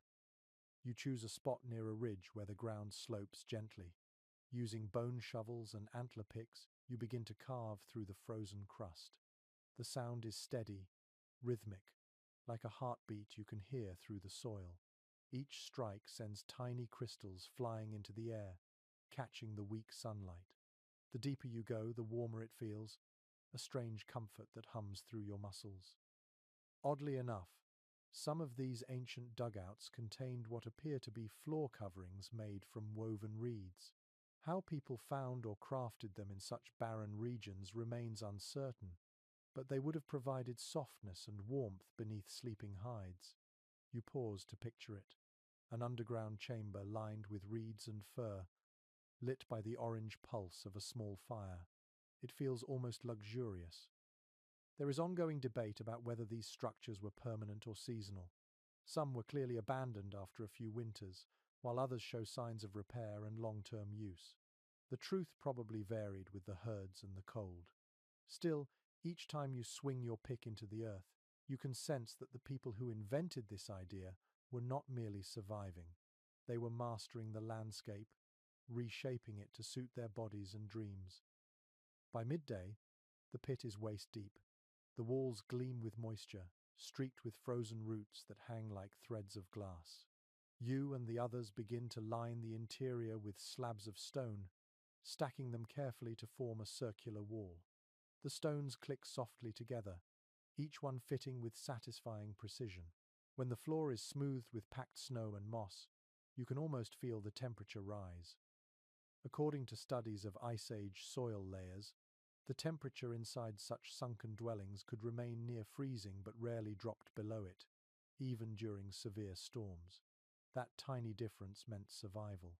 You stand at the edge of your work, breath steaming, and feel a flicker of pride. The earth itself has become part of your home. A peculiar discovery at a site in the Russian Arctic revealed that some subterranean homes had tunnels connecting living chambers to storage pits. The design kept food frozen yet accessible. You share this thought aloud, and soon everyone is digging small side chambers. The rhythm of tools and breathing fills the valley, a symphony of endurance. You pause to drink from a pouch of melted snow, the water biting cold down your throat. When you look up, the mist has lifted, revealing the sun as a pale disk behind thin clouds. The world gleams with that strange beauty that only deep winter knows. You realize that this hidden dwelling will soon vanish beneath snow, invisible to anyone passing by. It will look like nothing, yet inside, it will hold life. Experts generally agree that such shelters mark one of humanity's great leaps in understanding the environment. By burrowing instead of building upward, people reversed the usual instinct to stand above the land. They learned to merge with it, to let it cradle them. You crouch inside your half-finished pit and feel that truth settling in your bones. The earth is not enemy or obstacle, it is collaborator. Oddly, one excavation revealed small bones carved into shapes resembling birds, buried in the walls of these dwellings. No one knows why. Perhaps they were charms to invite spring, or simply a gesture of gratitude to the creatures that endured the same cold. You glance at a feather caught in your glove and tuck it into the wall. It feels right to give something back. When the chamber is finally complete, you crawl inside. The ceiling is low, just high enough to sit upright. The air is still, holding a faint scent of soil and stone. You light a small lamp, and the flame's glow turns the walls gold. The sound of wind fades until it is only a faint murmur above your head. Here, in the belly of the frozen ground, the storm's power ends. You sit in silence, listening to the slow drip of thawing ice and the faint crackle of the lamp. The warmth spreads gradually, seeping into your hands and face. You close your eyes and feel something rare in this endless winter: peace. The kind that comes from knowing you have made the cold itself your ally. Outside, snow begins to fall again, layering over the roof until the shelter disappears into the landscape. From above, no one would know it exists. Yet below, in this small cocoon, you breathe steadily, surrounded by earth and quiet. Humanity, you realize, has learned to live not just upon the world, but within it. By the next sunrise, the air has turned crisp and still, and frost clings to every surface like spun glass. You wake inside the earthen shelter to the faint sound of someone stirring the fire. A thin column of smoke curls toward the vent, and its warmth touches your face like a blessing. You stretch your legs and realize that the world above is colder than anything inside this small chamber. The earth is holding you gently, its quiet patience wrapping around your bones. You crawl toward the entrance, push aside the snow plug, and peer out. The light is pale, the sky washed in silver. Around you, other shelters dot the valley like soft mounds. From their vents, wisps of smoke rise lazily, proof that your people survived another night. The smell of burning fat lingers in the air, mixing with the sweetness of cold. For a long moment, you stand there in silence, grateful. Archaeological studies show that once people began to master warmth, food storage followed naturally. Fire and sustenance became twin pillars of survival.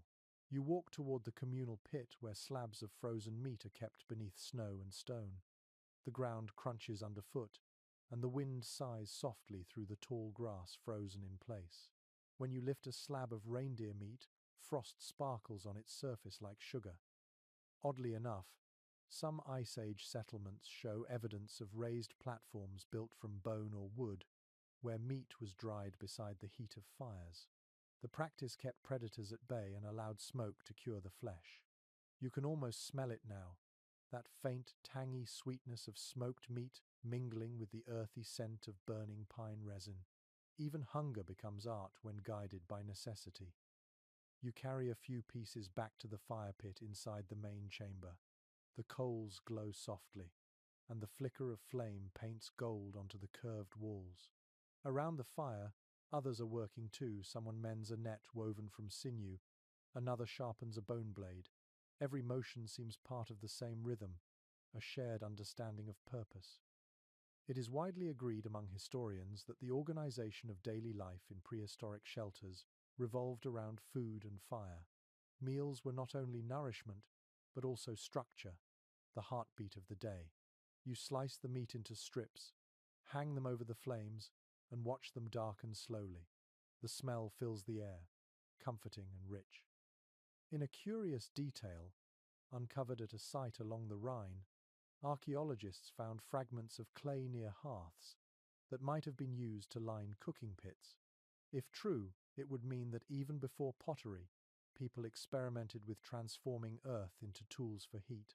You think of that as you turn the meat and pile fresh snow into a shallow stone basin, waiting for it to melt into water for soup.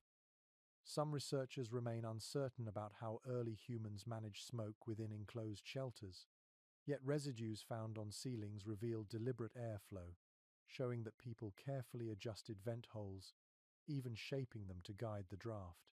You glance at the vent above your head and smile. The ancestors who built this system understood balance without ever naming it. You reach for your pack and pull out a few dried berries, dark and shriveled but still sweet. Mixing them into the pot gives off a faint scent like wild honey.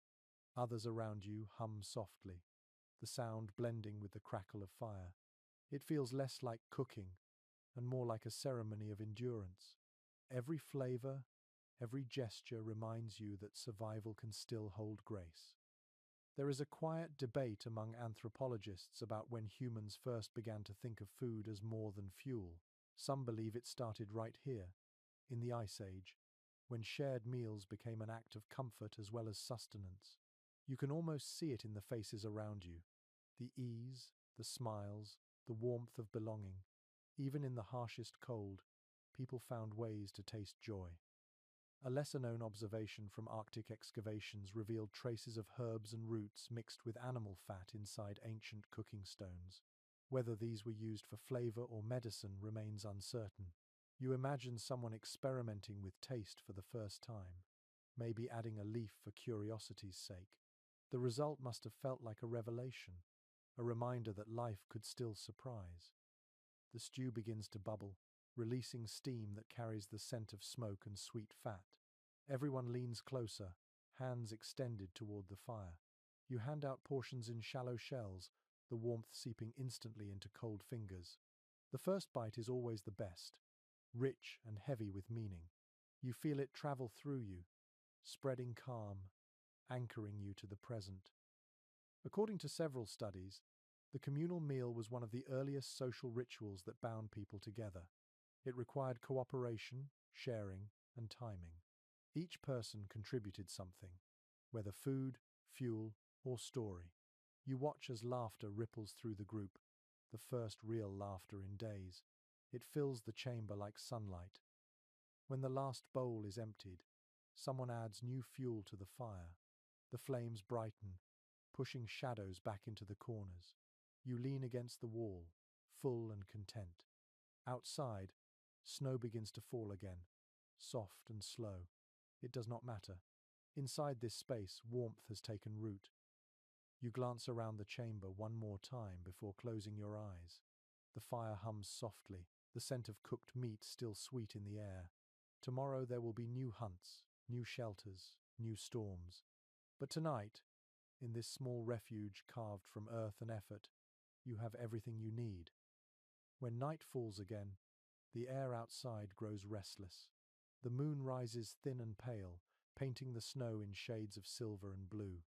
Inside your shelter, the firelight flickers across the curved walls, turning every shadow into a living shape. The others have quieted after the meal, some already asleep, but a few remain awake, sitting close to the flame. Their faces are thoughtful, eyes half closed, as if listening to something that isn't quite sound. You watch one of the elders reach into a pouch of ash and herbs, sprinkling a small handful onto the fire. The smoke curls upward in ribbons that twist and shimmer, filling the space with a scent both sharp and sweet. The air feels heavier, charged with a quiet focus.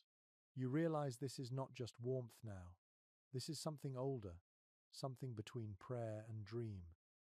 Archaeological evidence from Ice Age sites hints at small, secluded structures near main camps that may have been used for ritual rather than shelter. These circular huts, lined with painted stones or carved bones, contain traces of pigment and burned herbs.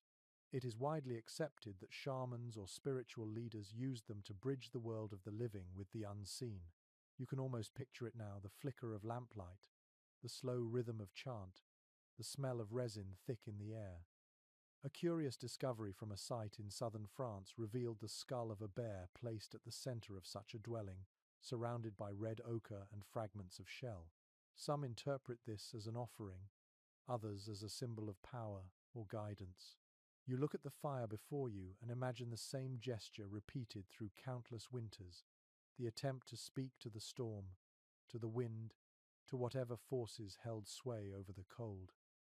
No one truly knows what those ancient ceremonies meant. Some experts remain divided, suggesting they could have been healing rituals, initiation rites, or simple acts of gratitude. The ambiguity itself feels fitting. When the world is so vast and merciless, it makes sense to create meaning from its silence. The elder beside the fire begins to hum, a low tone that seems to vibrate through the floor. It is not a song exactly, more a pulse of sound that echoes inside your chest. Another voice joins in, higher, weaving around the first. Soon the two merge into something that feels like wind and heartbeat combined. The fire pops softly, releasing sparks that float upward like tiny stars.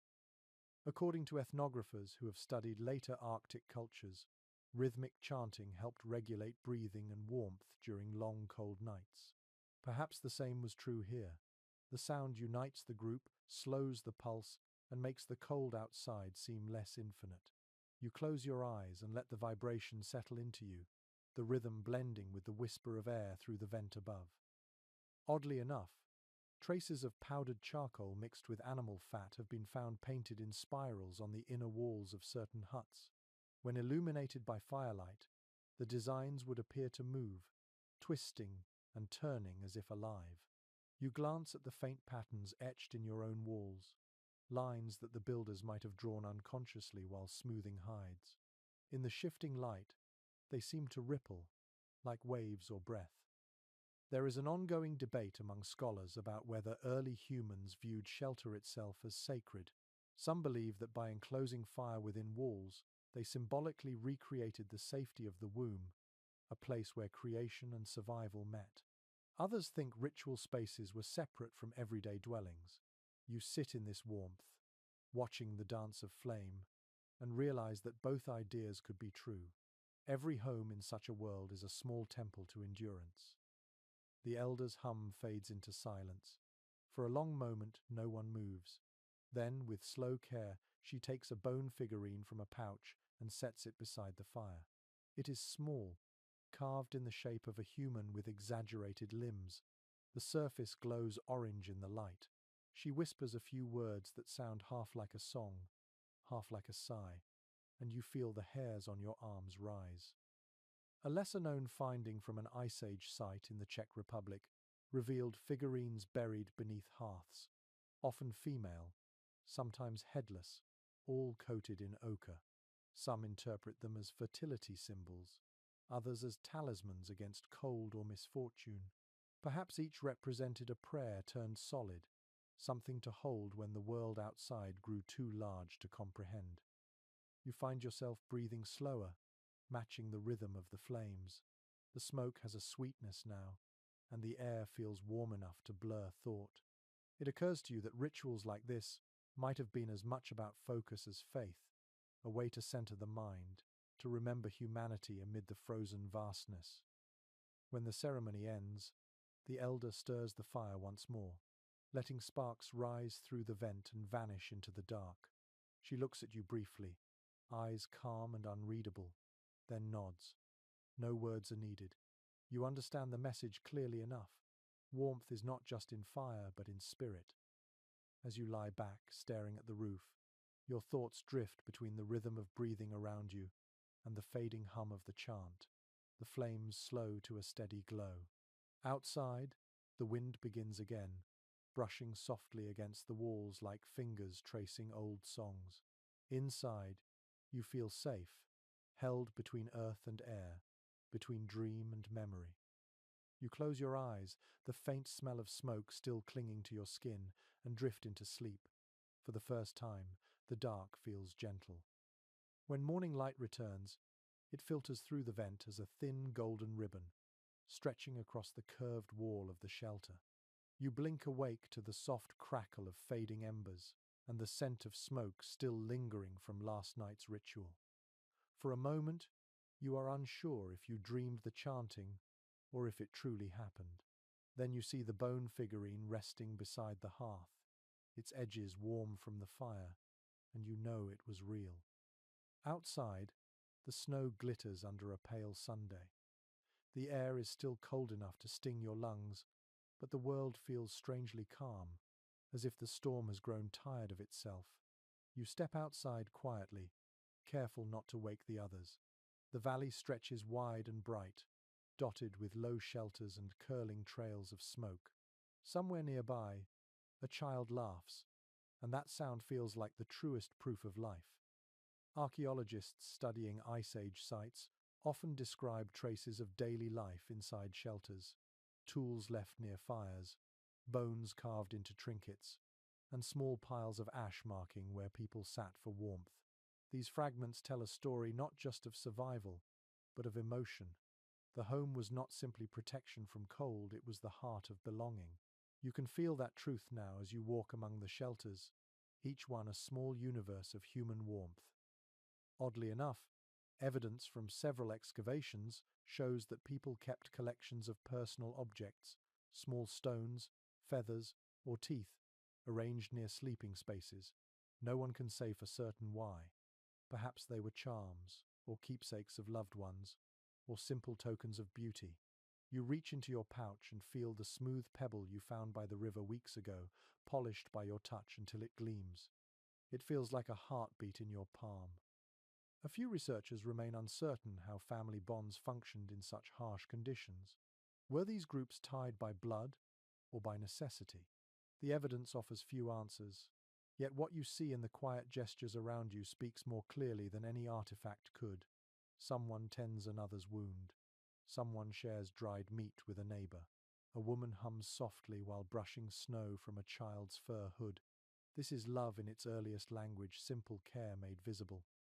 It is widely recognized that these shelters also served as emotional sanctuaries.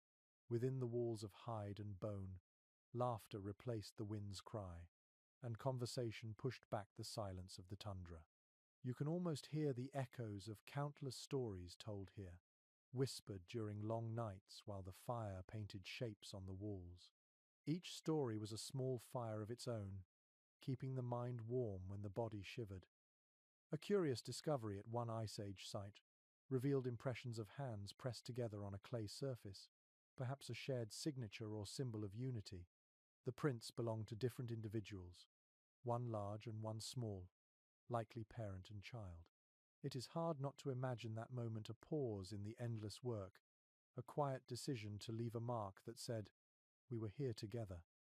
You return to your own shelter and sit near the fire. A friend passes you a bowl of thawed broth. The taste is simple but rich, heavy with smoke and marrow. You sip slowly, feeling warmth spread through your chest.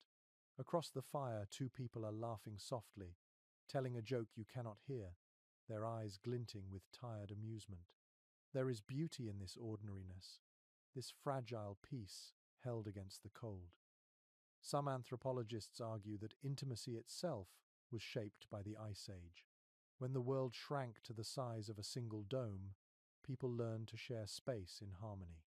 The constant closeness taught patience, empathy, and perhaps love as we know it. You can sense that truth now in the gentle touches, the quiet cooperation, the way no one feels alone even when silence falls. A lesser-known finding from a cave in Spain revealed faint traces of pigment smeared on the lower walls near hearths, likely from people leaning back, touching the surface while resting or embracing. The warmth of the fire would have softened the earth, turning it into an accidental canvas of human contact. You look at the wall beside you and imagine those faint marks, the ghosts of gestures left by bodies huddled together. Outside, a group begins to prepare for the next hunt.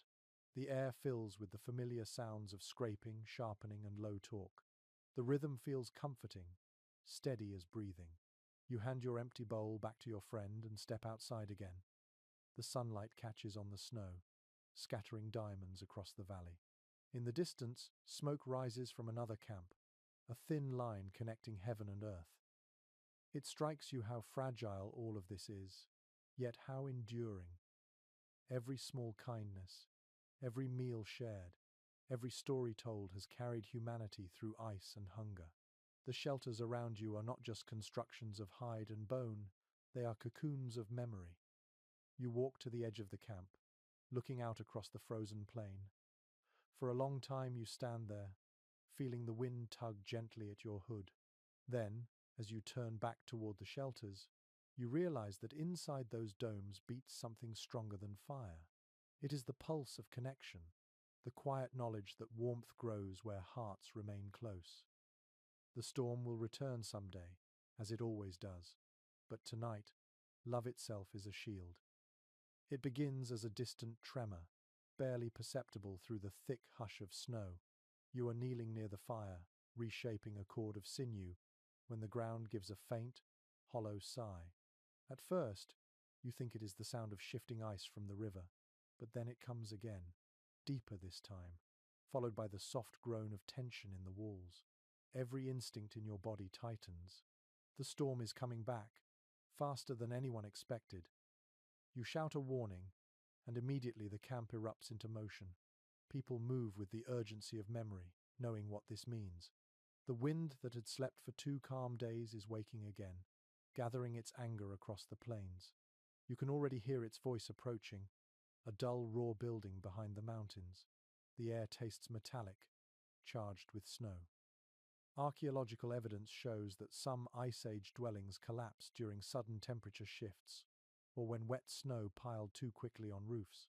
Many groups learned to reinforce their shelters before every major storm, checking supports and layering snow for extra insulation. You and your people do the same now, each person grabbing tools, hides, and spare poles.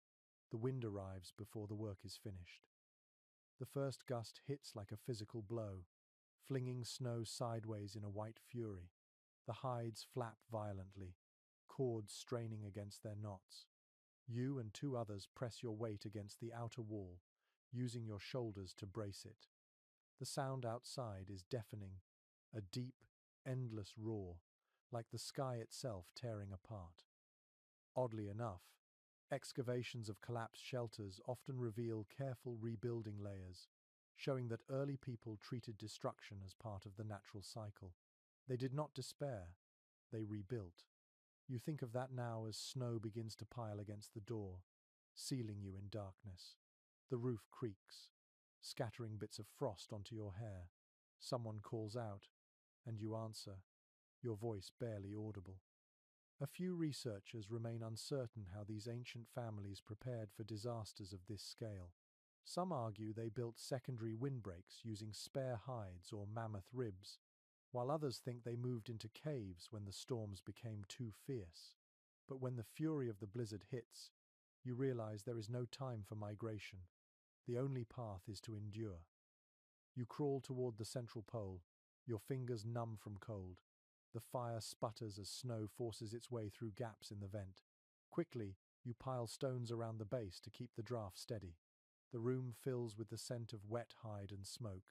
Sparks jump and vanish against the damp roof. The noise outside grows louder still, until it feels like the entire world has turned to wind. In a curious discovery at one site in Poland, archaeologists found layers of soot alternating with compacted snow, suggesting that people rebuilt their fires multiple times during a single storm. It must have been exhausting, this endless maintenance of flame against frost.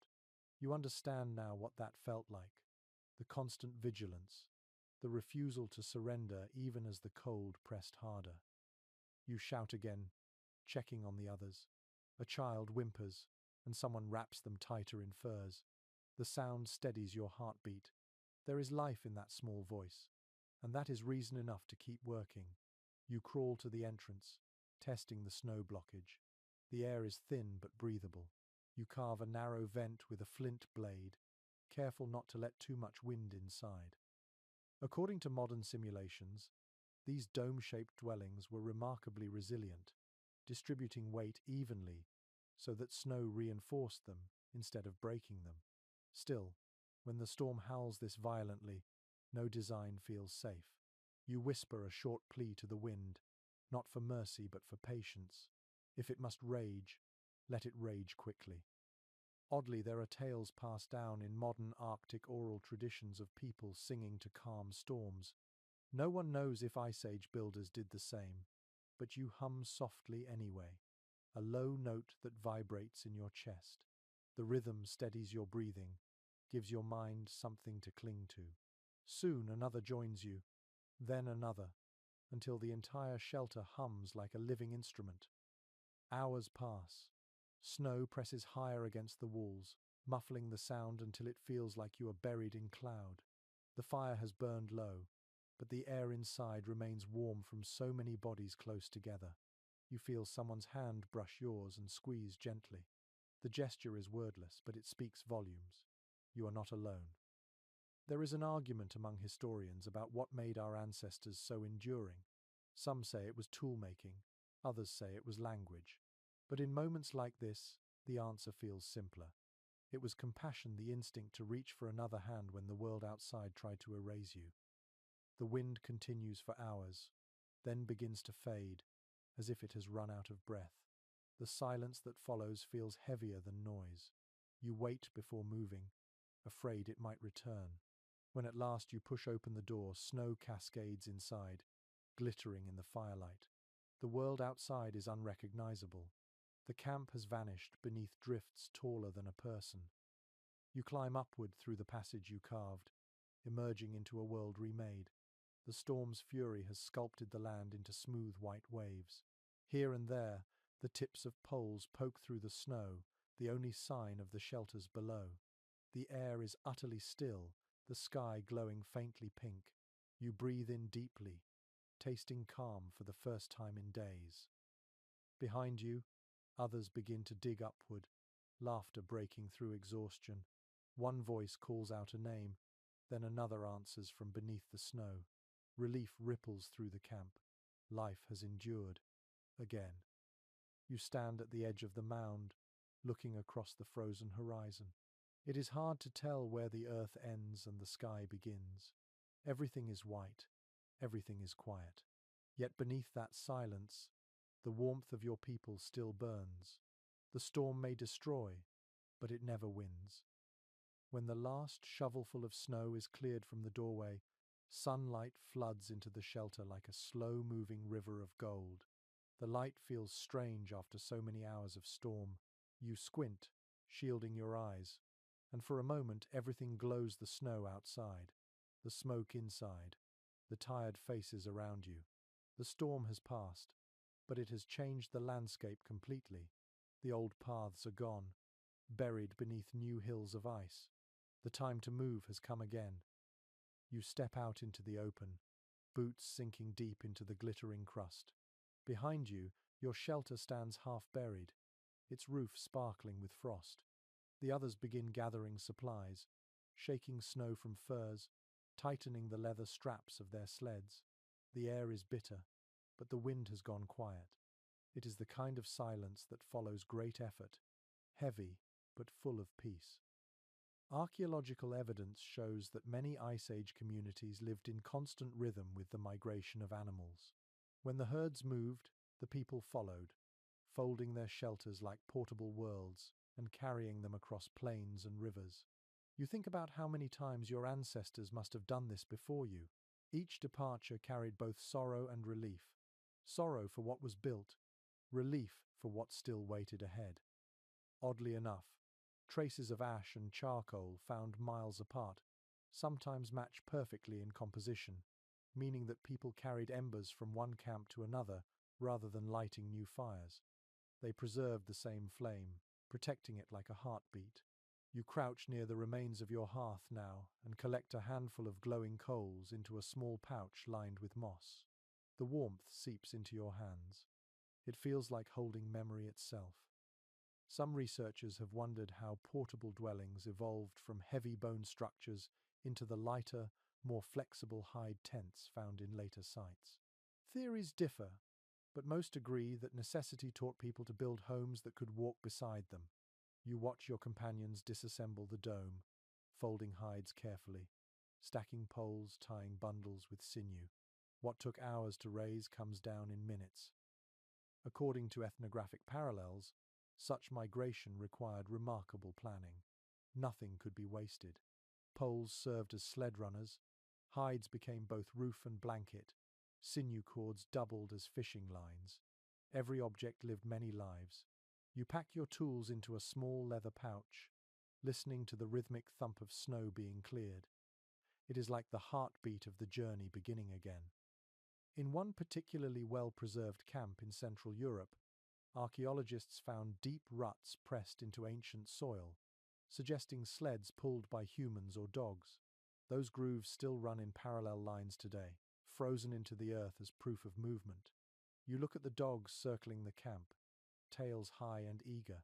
They sense the coming travel, their breath rising in quick bursts of mist.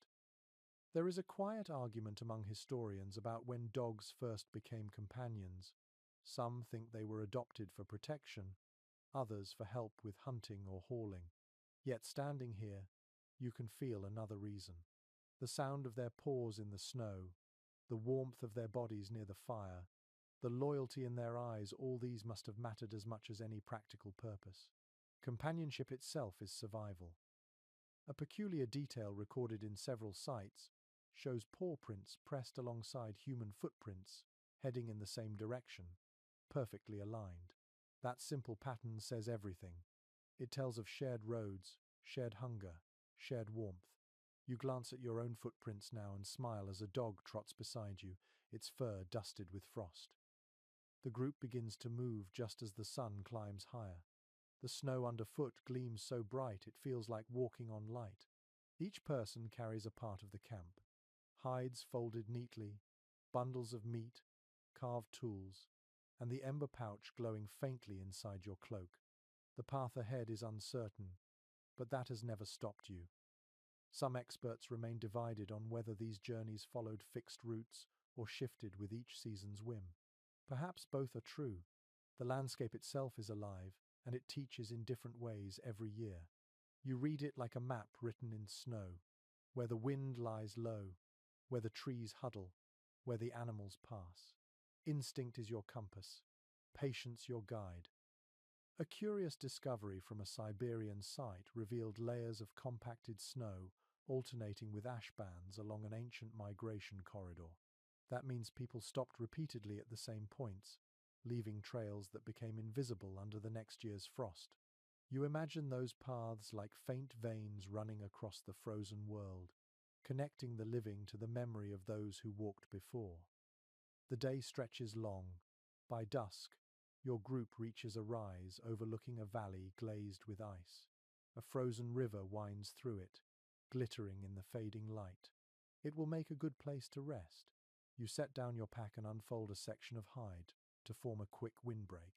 The fire catches easily with your saved embers, and the flame grows, golden against the blue twilight. Around you, others begin to unpack, spreading out the simple tents. It is quieter now. No chatter, just the familiar rhythm of work. The snow reflects the light in soft halos, turning the camp into a constellation of small suns. Above, the sky deepens into violet, stars beginning to shimmer. You sit near the fire and feed it a piece of dry wood. The dogs settle beside you, their breath steaming. Behind you, the snow domes of the old camp are already fading from sight, swallowed by the storm's handiwork. Ahead lies only distance, but you are ready. The idea of home now lives in motion, not in walls.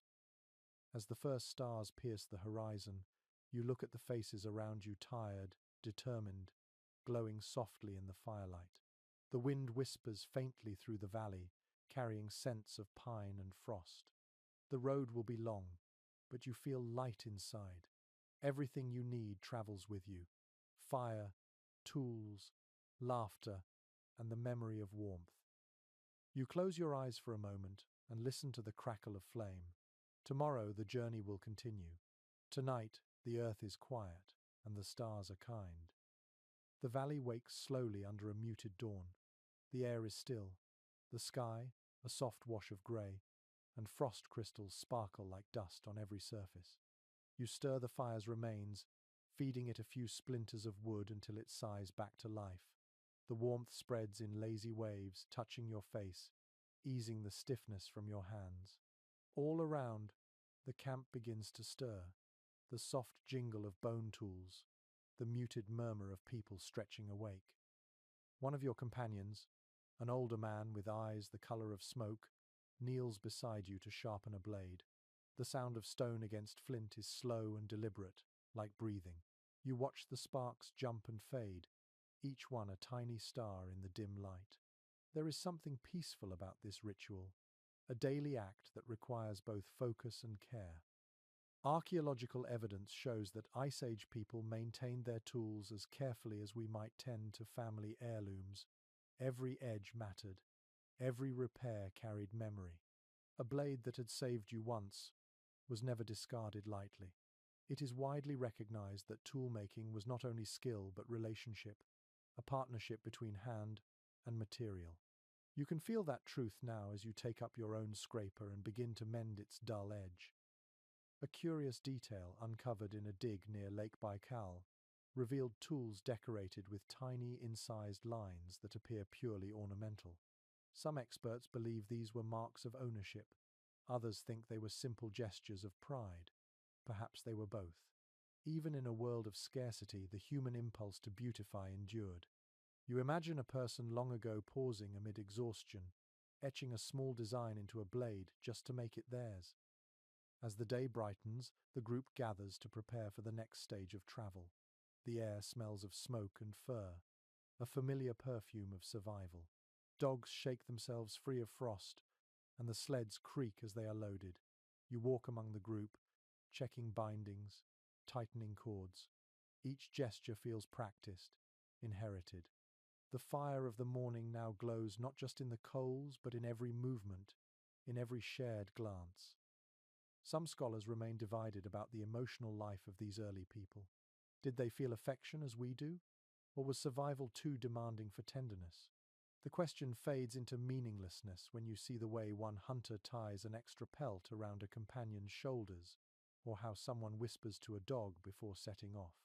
Affection, in its simplest form, has always been the first form of protection.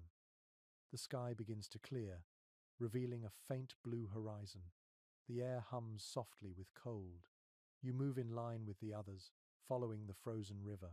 The sound of sleds gliding over snow mingles with the crunch of boots, a rhythm steady enough to ease the mind. You think of the countless feet that have walked this way before, tracing invisible lines through history.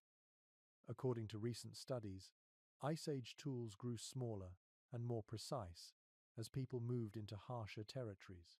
It was efficiency born of necessity.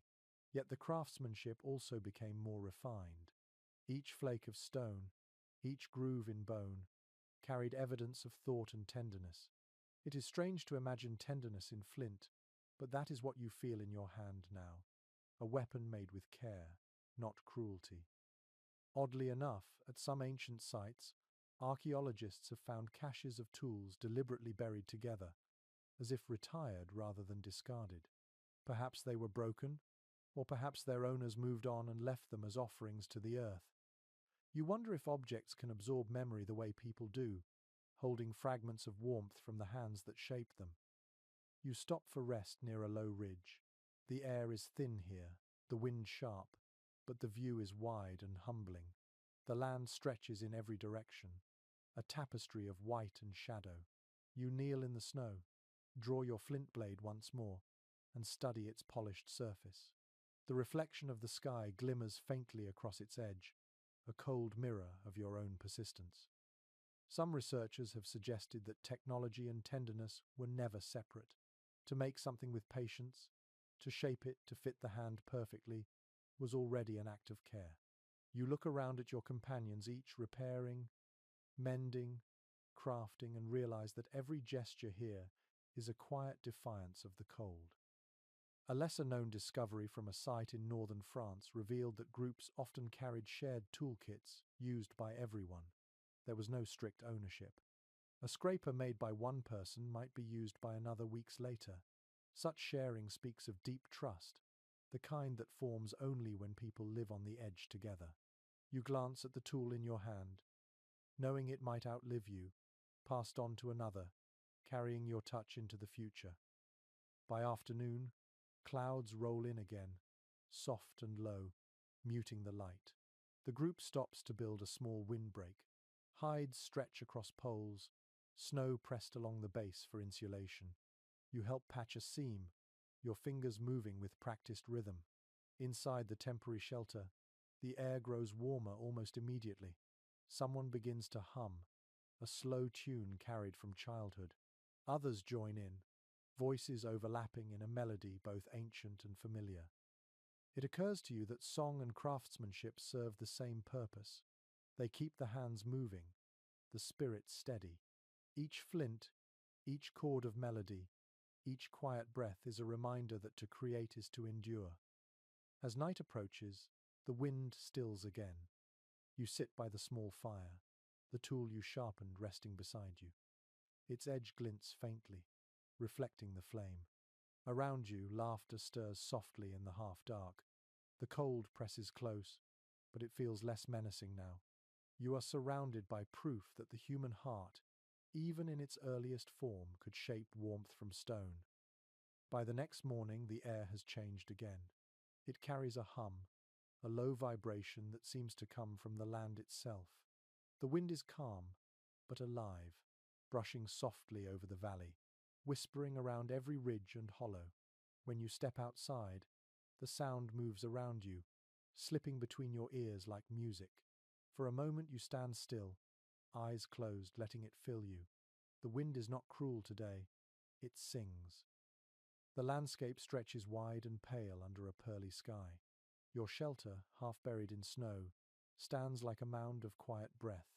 From its rounded roof, snow has drifted into delicate curves. As the wind slides across those shapes, it creates tones soft, haunting, and melodic. You realize what the old ones might have known long ago. Even shelters can sing if you listen closely enough. Archaeologists have noted how certain Ice Age dwellings were designed with careful attention to wind direction. Entrances faced leeward, walls curved gently to deflect gusts. This was not only practical but acoustic. The structures muffled roaring storms and replaced them with a steady hum that could soothe the mind through long nights. You hear that hum now, faint but steady, like a voice humming under its breath. Oddly enough, in some excavated sites, small holes have been found near the tops of walls, not for smoke but likely for air and sound. Researchers believe these openings might have created flute-like tones as the wind passed through them. You tilt your head and imagine that music floating through darkness, keeping sleepers calm while the cold howled outside. The idea makes you smile. The first lullabies may have come not from people but from the walls themselves.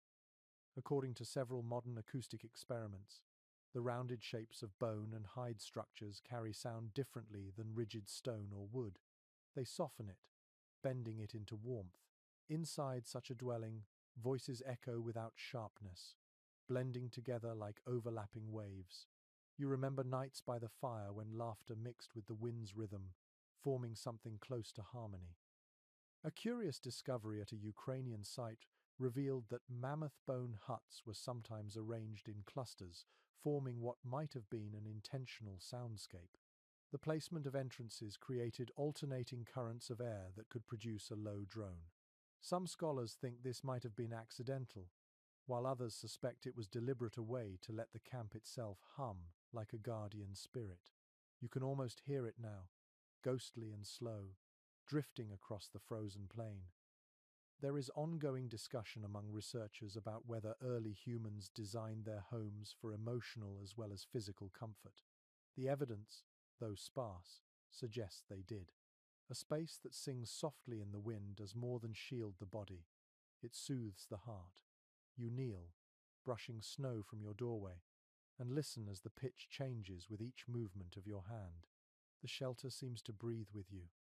A lesser-known fact about these dwellings is that sound was also used for communication. Some groups placed flint chimes or suspended bones outside entrances, letting the wind strike them to signal when others approached. The delicate clinking must have sounded like whispers through glass. You reach into your pouch, pull out a small fragment of antler, and tie it to a string of sinew above your doorway. When the next breeze comes, it taps gently, a soft heartbeat against the cold. Inside, the air feels thick with peace. The fire crackles quietly, its sound softened by the curved walls. You lie back, eyes half closed, listening. The flame snaps, the walls murmur, and the wind outside adds its slow rhythm. Together they weave a melody older than speech. It is not the kind of music one remembers, but the kind that settles into the bones and stays there. Some scientists studying sound in ancient spaces have recreated how firelight and acoustics together affect emotion. The results are startling. Rhythmic flicker and low-frequency hum can slow breathing and heart rate, inducing calm. You do not need the science to know it works. You can feel your pulse slowing, your thoughts melting into the quiet. Oddly, one excavation in northern France uncovered small hollow bird bones near hearths, shaped like simple flutes. The spacing of holes matched notes that could blend with the pitch of the wind outside. Imagine it, a family gathered in warmth, a single figure playing softly while snow swirled beyond the door. It is one of the earliest proofs that sound was more than function, it was comfort. You sit up and feed the fire, the sparks lifting like golden dust. The room glows amber, and the hum outside deepens with the evening air. You think of how many generations might have fallen asleep to this same sound, their fears soothed by wind and rhythm. Experts generally agree that these early shelters represented humanity's first attempt to shape the sensory world, not just to survive but to feel safe within it. Every curve of bone, every seam of hide, every vent hole carried purpose beyond engineering. It was empathy translated into architecture. You lean back, closing your eyes again. The fire dims, but the song continues, a whisper through the snowdrifts and bone frames. The sound shifts gently, like breathing, like the pulse of the land itself. For a long while you simply listen, letting the world's oldest lullaby carry you towards sleep. The shelter sings softly around you, a reminder that even in a frozen age, humanity built warmth not just from fire, but from harmony.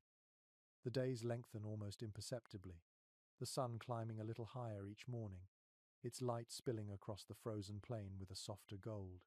You begin to notice changes. The snow crust loosens beneath your boots.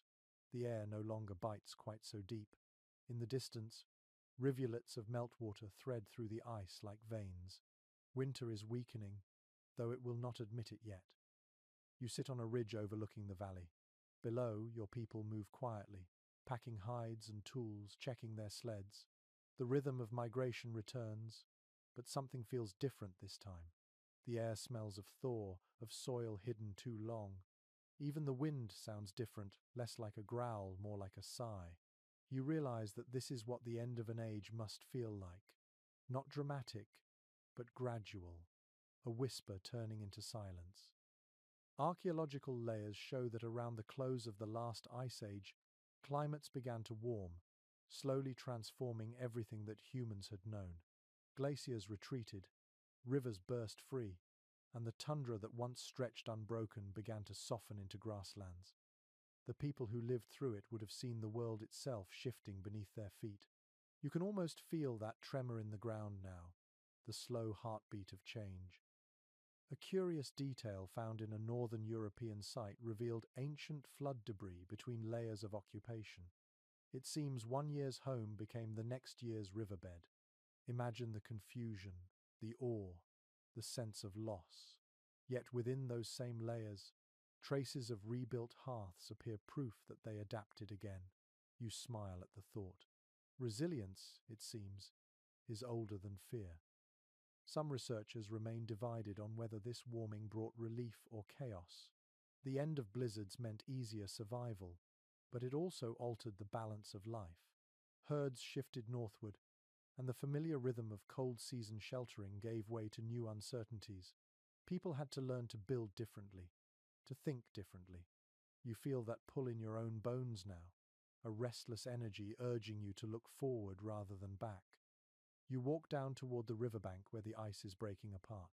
The air is filled with soft, rhythmic sounds, dripping, cracking, trickling. You crouch and touch the surface.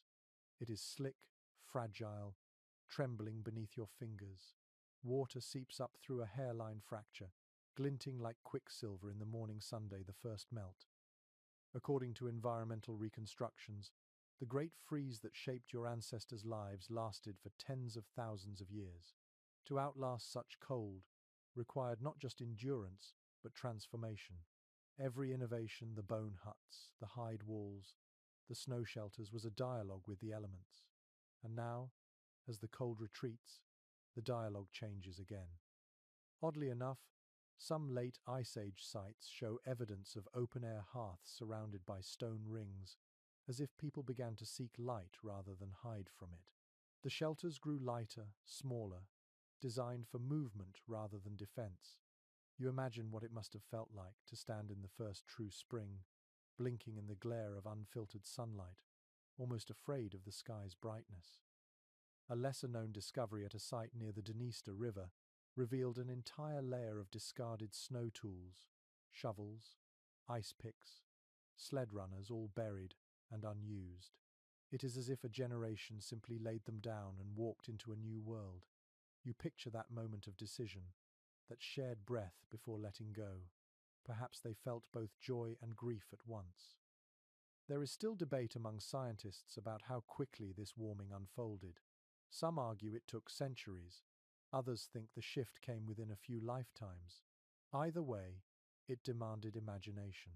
You picture the builders adapting once again, crafting homes from reeds near new wetlands, trading frozen silence for the buzz of insects and the song of rivers.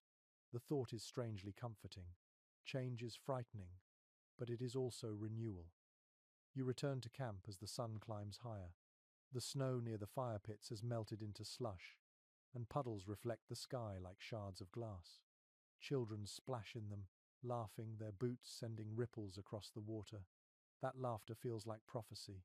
It tells you the world is ready to grow again. Your people gather for one last night in this place before the next journey. The shelters, patched and weathered, glow faintly in the firelight. You can see their textures now. Hide faded from use, ropes darkened by smoke, snow melted into ridges of crystal. These homes have served you through endless nights, and now they will rest, their purpose fulfilled. Archaeologists studying early Holocene settlements note that as the earth warmed, shelters became more experimental. People dug less into the soil and reached upward instead, building with reeds, bark, and mud. It was the beginning of architecture that looked toward the sky. You imagine that tomorrow's shelters will breathe differently, less like cocoons, more like wings. As darkness falls, you sit by the river's edge.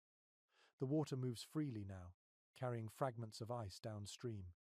Each fragment catches the firelight and glows for an instant before vanishing into shadow.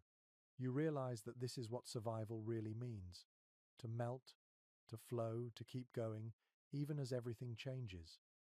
You look back at your shelter one last time. Its curved roof glimmers in the moonlight, sturdy but quiet, as if aware its time is ending. You reach out to touch it, your palm resting on the hide, still faintly warm from the fire inside.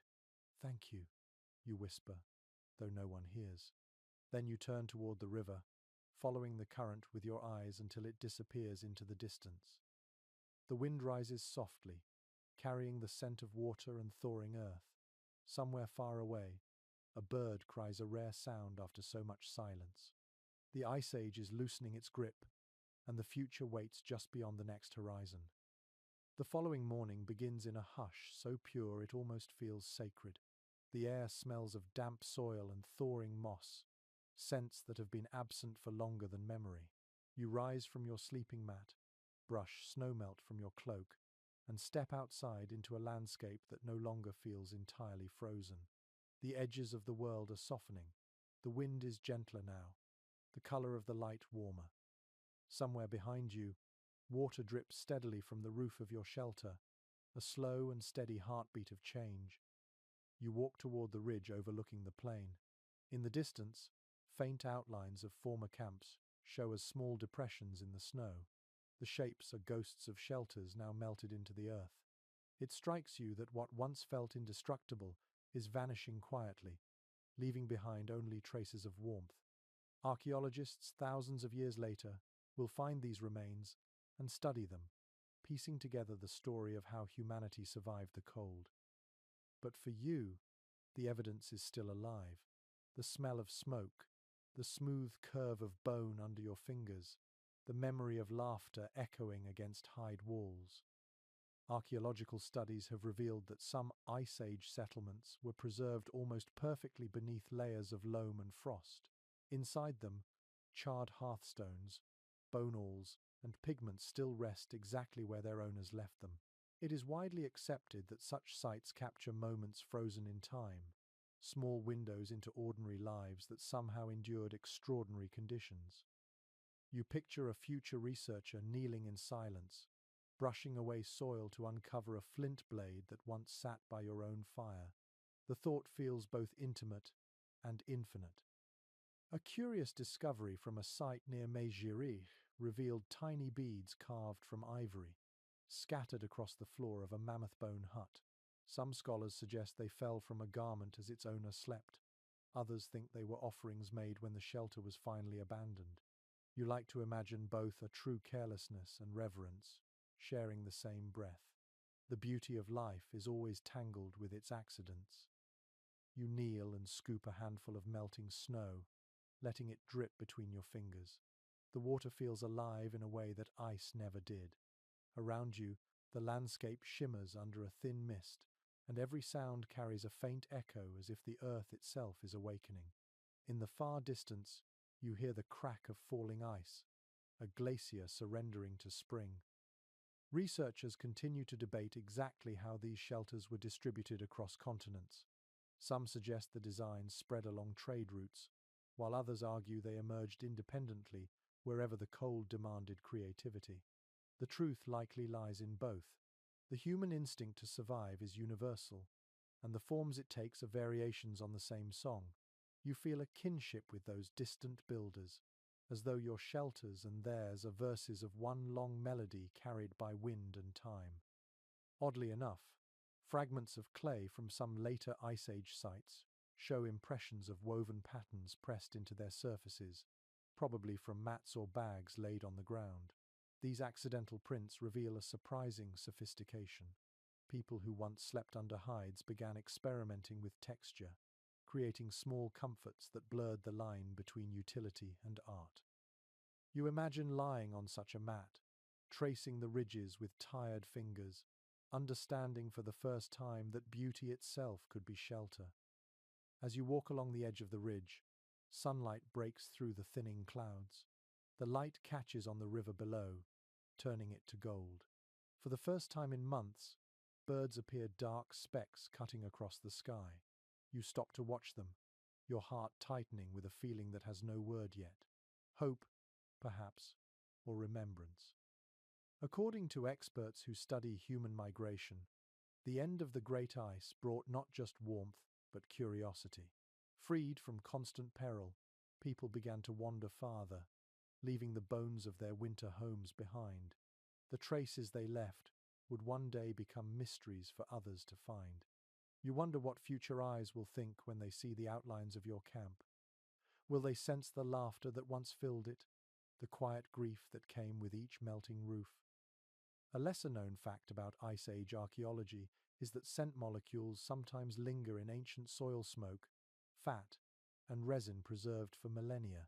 Scientists can analyze these traces to reconstruct how prehistoric shelters smelled. The results always surprise them. The faint sweetness of pine, the tang of animal fat, even hints of herbs used in rituals. The memory of a home can survive in air long after its walls have gone. You sit on a rock, warming your hands in a small patch of Sunday. All around the snow recedes, revealing dark soil studded with stones. The first green shoots push through, fragile but determined. You think about all the things buried here. Tools, bones, footprints, fragments of stories. Each one is a whisper from those who came before, an echo saying, "We were here. We built warmth out of cold." Experts who study early architecture often remark that these primitive shelters mark the beginning of everything: cities, temples, comfort itself. The act of enclosing space changed the human mind, teaching it how to create safety where none existed. You glance at the remains of your own dome and understand that truth with quiet certainty. Every wall you raised, every fire you tended, every seam you mended was part of that first conversation between humanity and the world. The sun dips lower, its reflection stretching long across the valley. Smoke from the fires curls upward, carrying the scent of roasted meat and thawing earth. You close your eyes and listen. The soft chatter of voices, the crack of melting ice, the faint murmur of wind weaving through the shelters. Everything feels lighter now, as though even the air has learned to exhale. Someday the shelters will vanish completely, their bones absorbed by soil and memory. But the idea will live on, passed from one age to the next. Every home, every hearth, every roof that follows will carry the echo of these first domes. The warmth you built will outlast you, written into the earth itself. You rise and walk back to camp, the light fading to amber.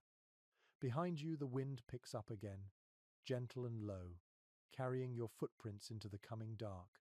It feels like the world saying thank you. Morning arrives soft and grey, the kind of light that feels older than the sky. You wake to the steady hush of water dripping from the edge of the roof and the distant call of birds. The sound startles you at first, a high, fragile trill that seems impossible in a world built from frost. But it is real. The thaw is deepening, and life is creeping back across the land. You pull your cloak tighter, stepping outside to greet the change. The valley looks different now. Patches of green push through the snow, and streaks of dark soil break open like veins across the white. The air smells rich, full of promise and decay. Meltwater runs in small rivulets down the hill, gathering in clear pools that reflect the faint Sunday. You kneel and scoop a handful to drink. It tastes like stone and memory, colder than it looks, but clean enough to make you close your eyes in gratitude. Your people are stirring. Some are rolling hides to dry. Others are airing out the furs that once lined their shelters. The storm season is ending, but its lessons linger in every movement. You watch as a young woman ties a fresh cord of sinew across a cracked beam, her motions slow and deliberate. Nothing is wasted. Every scar in the material becomes part of its strength. Archaeologists studying post-Ice Age sites have found clear evidence of ingenuity born from survival. As the earth warmed, shelters evolved to fit gentler climates. The old heavy domes gave way to lighter structures made from reeds, bark, and woven grass. The need for insulation faded, replaced by a need for air and light. You can feel that shift already in your bones. The cold no longer dictates your every thought. Curiosity begins to take its place. Oddly enough, at some transitional sites, ancient builders mixed snow technology with plant fiber, creating hybrid dwellings that blended the past with the future. They used moss to line walls instead of fat, and reeds to patch old hides. It was as if humanity refused to let go of the knowledge that saved it, weaving the memory of the Ice Age into new forms. You see that same instinct now as your companions repurpose old bones into supports for drying racks and tools for weaving baskets. Some scholars remain divided on whether the end of the Ice Age brought relief or disorientation. Warmth meant safety, yet it also erased the familiarity of snow and silence. The people who once measured their lives by firelight had to learn the rhythm of rain and growth. You imagine how strange it must have felt to hear thunder for the first time, or to sleep without the sound of wind clawing at the walls. Comfort, it seems, comes with its own kind of unease. You walk along the riverbank, your boots sinking into damp earth. The river runs fast now, thick with silt and melting ice.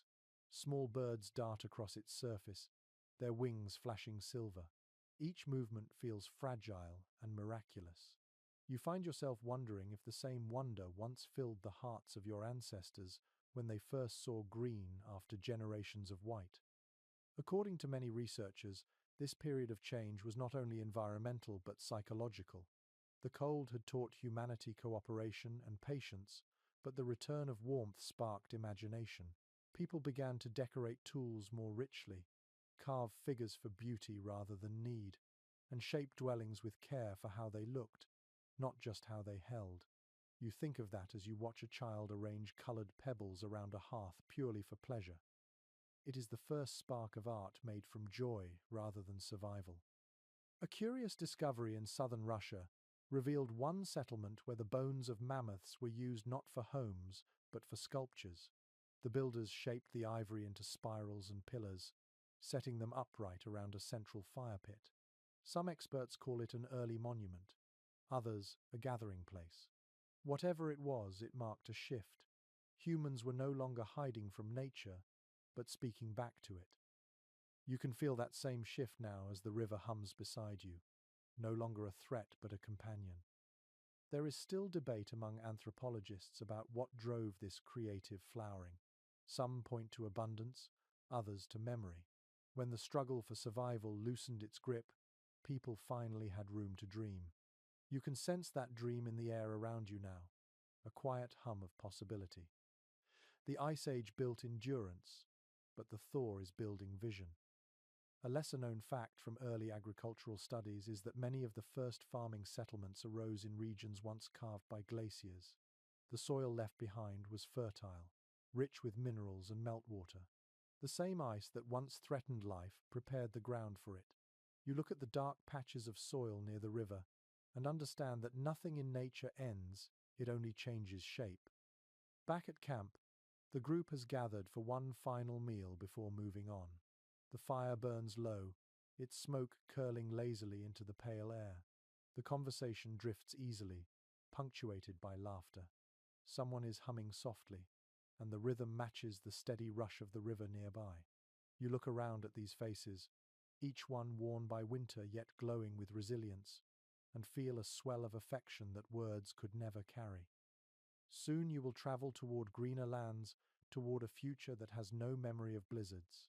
The shelters that saved you will be left behind, slowly sinking into earth and time. But their lessons will walk with you forever. How to build with patience, how to listen to wind, how to find warmth in one another. The sun dips lower, and the firelight deepens. The air smells of thawed soil and wood smoke. You close your eyes and listen to the mingled sounds of voices, river, and breeze. The world is changing, but the rhythm of life endures.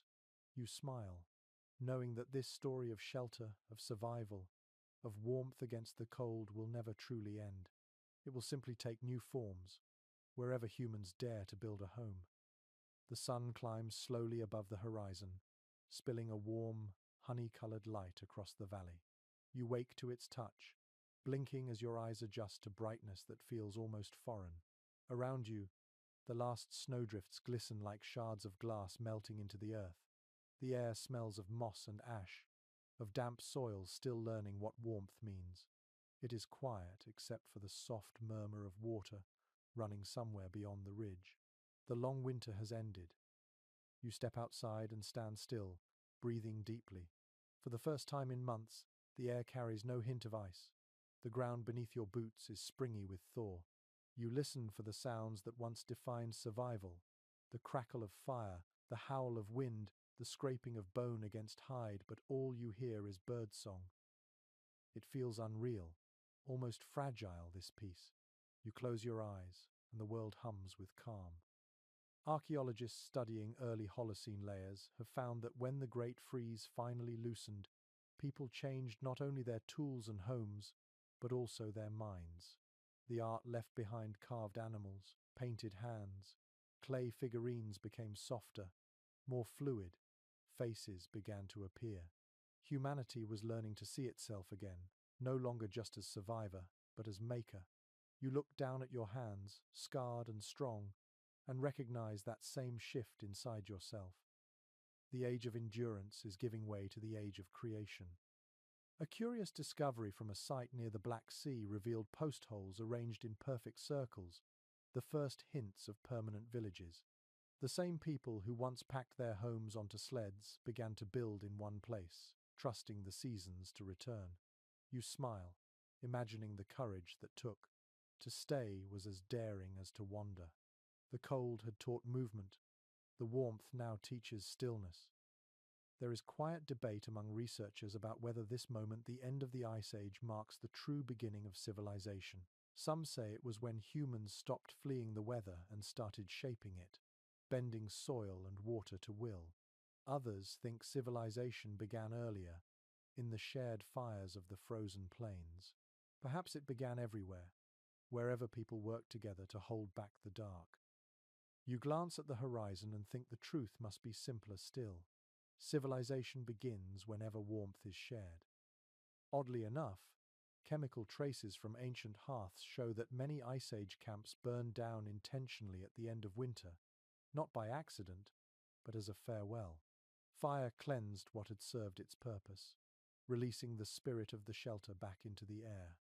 You pick up a small torch, hesitating only a moment before touching it to the edge of your own hide dome. The flame crawls upward slowly, turning the material to curls of black smoke. It rises gently, without anger, as if it understands. The others watch quietly. No one speaks.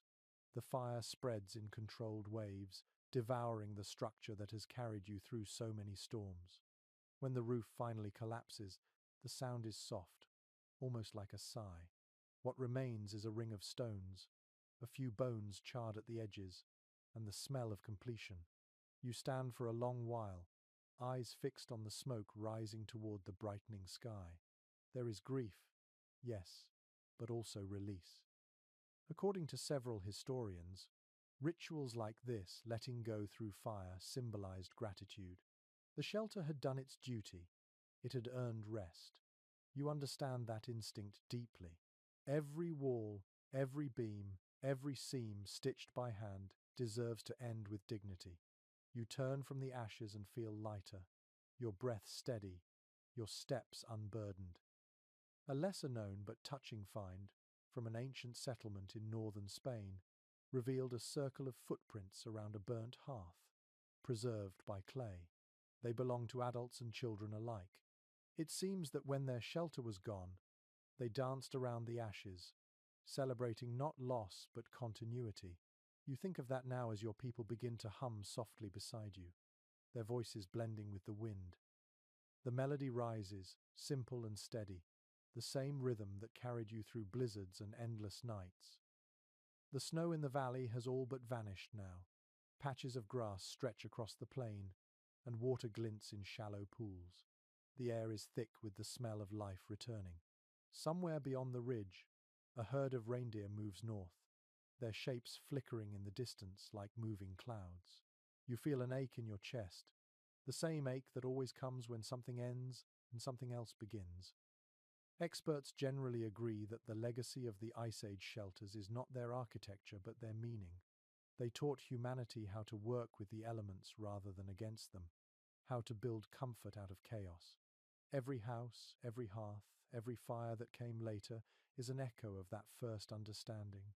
The wind that once threatened became a song. The snow that once killed became a tool. Out of cold, people learned care. You turn your face toward the Sunday. It is warm enough now to sting slightly on your skin, and you let it. The others are already walking, their silhouettes dark against the gleaming horizon. You take one last look at the place that sheltered you through the storms, the circle of stones, the drifting smoke, and then begin to follow. The air is full of the sounds of melting and movement, the hush of snow giving way to running water. With each step, you feel lighter. The blizzards have passed. The shelters have done their work. Ahead lies a world waiting to be built anew, a world that will remember you even when your footprints are gone. The wind settles as night comes. You sit beneath a sky no longer silver but soft and blue, the stars gleaming like embers scattered by an ancient hand. Around you, the ground breathes warmth, the frost replaced by the scent of living earth. You close your eyes and hear it still, the quiet hum of the world, steady and kind. In this stillness, you understand that survival was never the whole story. It was the beginning of learning how to belong. Every wall you raised, every fire you guarded, every small act of care turned wilderness into home. The shelters of bone and snow have long melted away, yet the memory of them lingers in every roof, every door, every space where warmth gathers against the dark. The Ice Age has ended, but its gift remains: patience, resilience, wonder. The cold taught you that endurance is sacred, that hands working together can shape safety even in the most merciless places. The thaw teaches you something gentler, that life, once protected, will bloom again. You breathe in, slow and deep. The air carries a trace of smoke, a whisper of the shelters that came before.